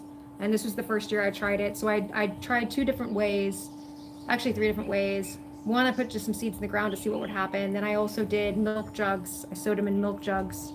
And then I did cold stratification, put the seeds in the fridge, and then put those seeds in the ground. And I'm going to see which one was most successful. Hopefully it's going to be the one just sticking the seeds in the ground because all that other stuff was a lot of work. But we'll see because I was also a bit late in doing it.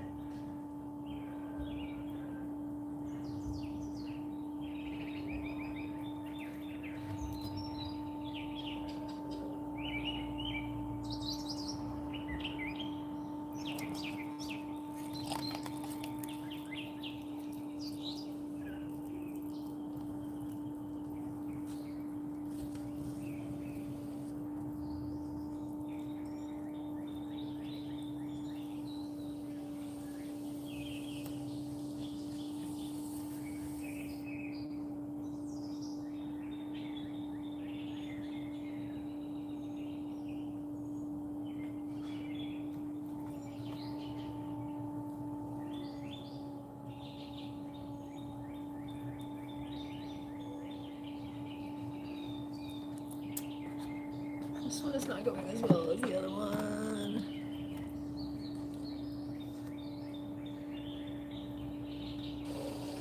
But yeah, other plants I planted 2 pawpaw trees that have come back alive because I planted everything in the fall.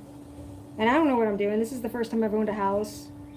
So this is like the first time I've done any gardening outside of just having to help my parents when I was a kid, and I was never very good at that. I hated gardening when I was a kid. I was like, this is boring. Which is funny because my mom used to bring me, she'd drag me around the house and show me all of her plants. Look at this one growing, look at this one growing. And when my husband and I got together, I was like, I hate plants. They're always giving me plants and I always kill them, blah, blah, blah. I made him in this big deal one year. I said, please stop giving me plants. I just kill them. And then something clicked one day. I just woke up and then I was a plant person. And now I drag my husband around the yard and I show him all the plants. I'm like, look at this plant. Look at how it's growing. Look how cool that is. Look at this baby. Look at this baby. He thinks it's funny. But yeah, I planted 2 pawpaws. So I'm hoping they're doing good so far. So I'm hoping to see some zebra tail butterflies.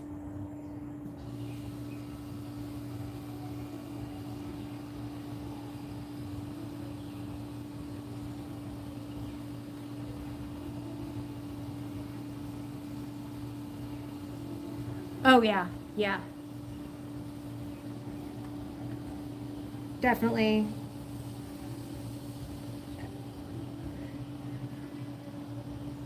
But it's cool. I'm like converting some people. Like I've been doing a lot of research on like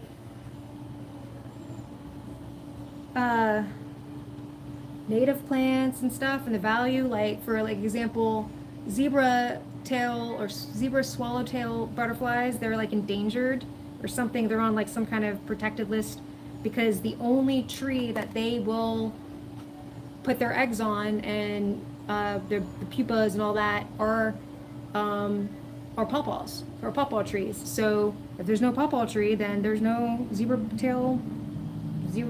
swallowtail.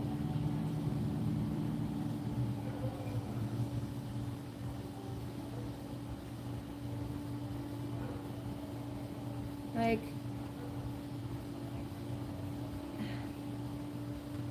because people were like, "Oh, you're not gonna get fruit for a long time on that tree," and I'm like, "Well, yeah, the fruit would be cool. I definitely wanna. I've never had a pawpaw, um, but I'm doing it for the butterfly. Like, if I got to see a butterfly, that would be awesome. Like a zebra tail butterfly, and I'd be like, hell yeah, I helped do that. You know." Plus, I also think it would be cool because like all the plants that I'm choosing are native or indigenous that, uh, 100 years from now, there's potential that all these plants will still be here in some form or their offspring, and this will be like a haven, a little food haven for critters. And like critters bring critters, so like the birds will bring other things. It's a whole environment, ecosystem. So yeah, very exciting stuff.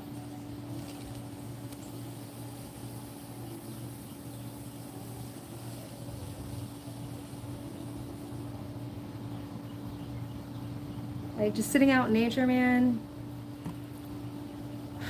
In fact, after our honeymoon, we were both talking about like we need to find more of that.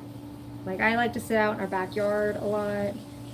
But we live in town. Like I can hear cars, I can hear noise. There's a bar that is a music venue, which is it's cool because I can hear music all the time. But like all of that takes a toll, you know? What do the Scandinavians call it? Like forest bathing? No way, 50 pawpaws? That's cool. Yeah, we don't have the space. We have a small lot, so I'd be very selective. I probably even put two more than I should have, but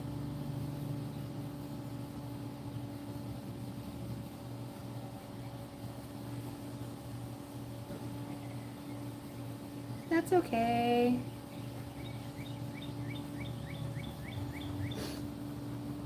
It's so funny. I don't even know what the fruit tastes like. I mean, like I read what it tastes like, but I don't actually know. So, but I'm excited. Yeah, and they have funky looking flowers too.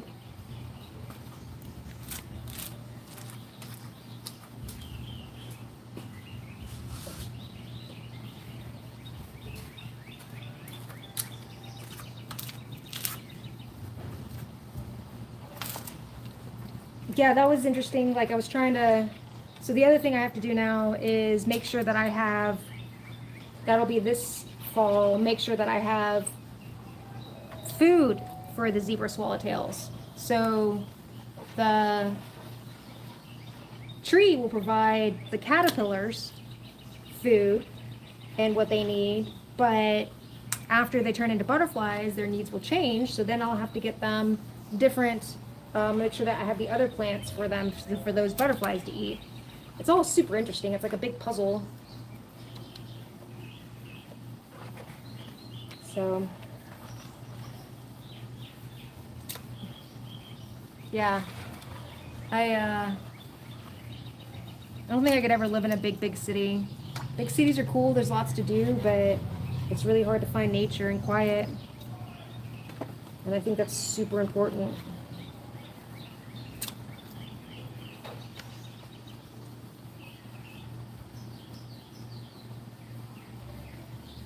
Melon and pineapple. That's right here. Yeah, the squirrels are gonna freaking love me. I put 2 hazelnut trees in our backyard. And then we already have mulberry trees. We got a mulberry like right there. Just, I got my whole driveway stained with the berries. And they got them all over the neighborhood too. So there's already a lot of food here for them, but I want even more.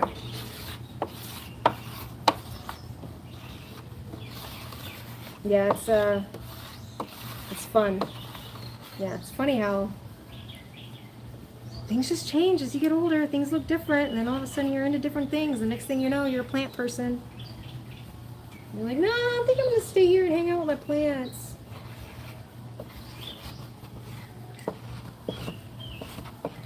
But that's all I'm doing today. You caught me on the end.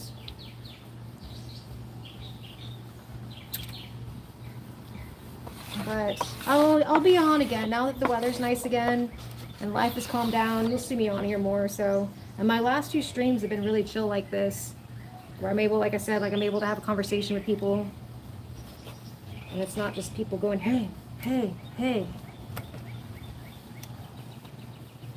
So hopefully it'll stay like this. But yeah, so I will clean up now.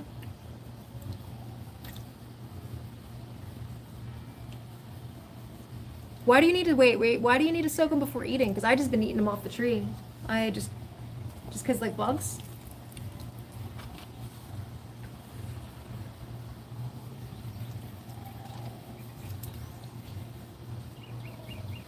I guess if I like picked a bunch, I would take them in and soak them, but I'm a heathen.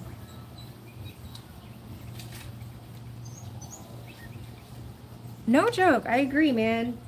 That's why I kind of used to do this. Gotta spread the kindness and the compassion. And the only way to do that is by putting yourself out in the world. Your grandkids are lucky to have you.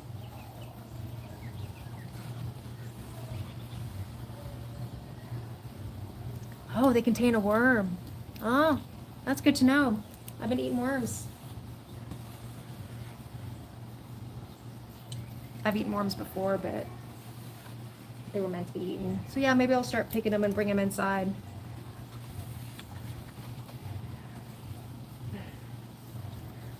Well, Patrick, I enjoyed the conversation. Hopefully I'll see you next time. Take it easy.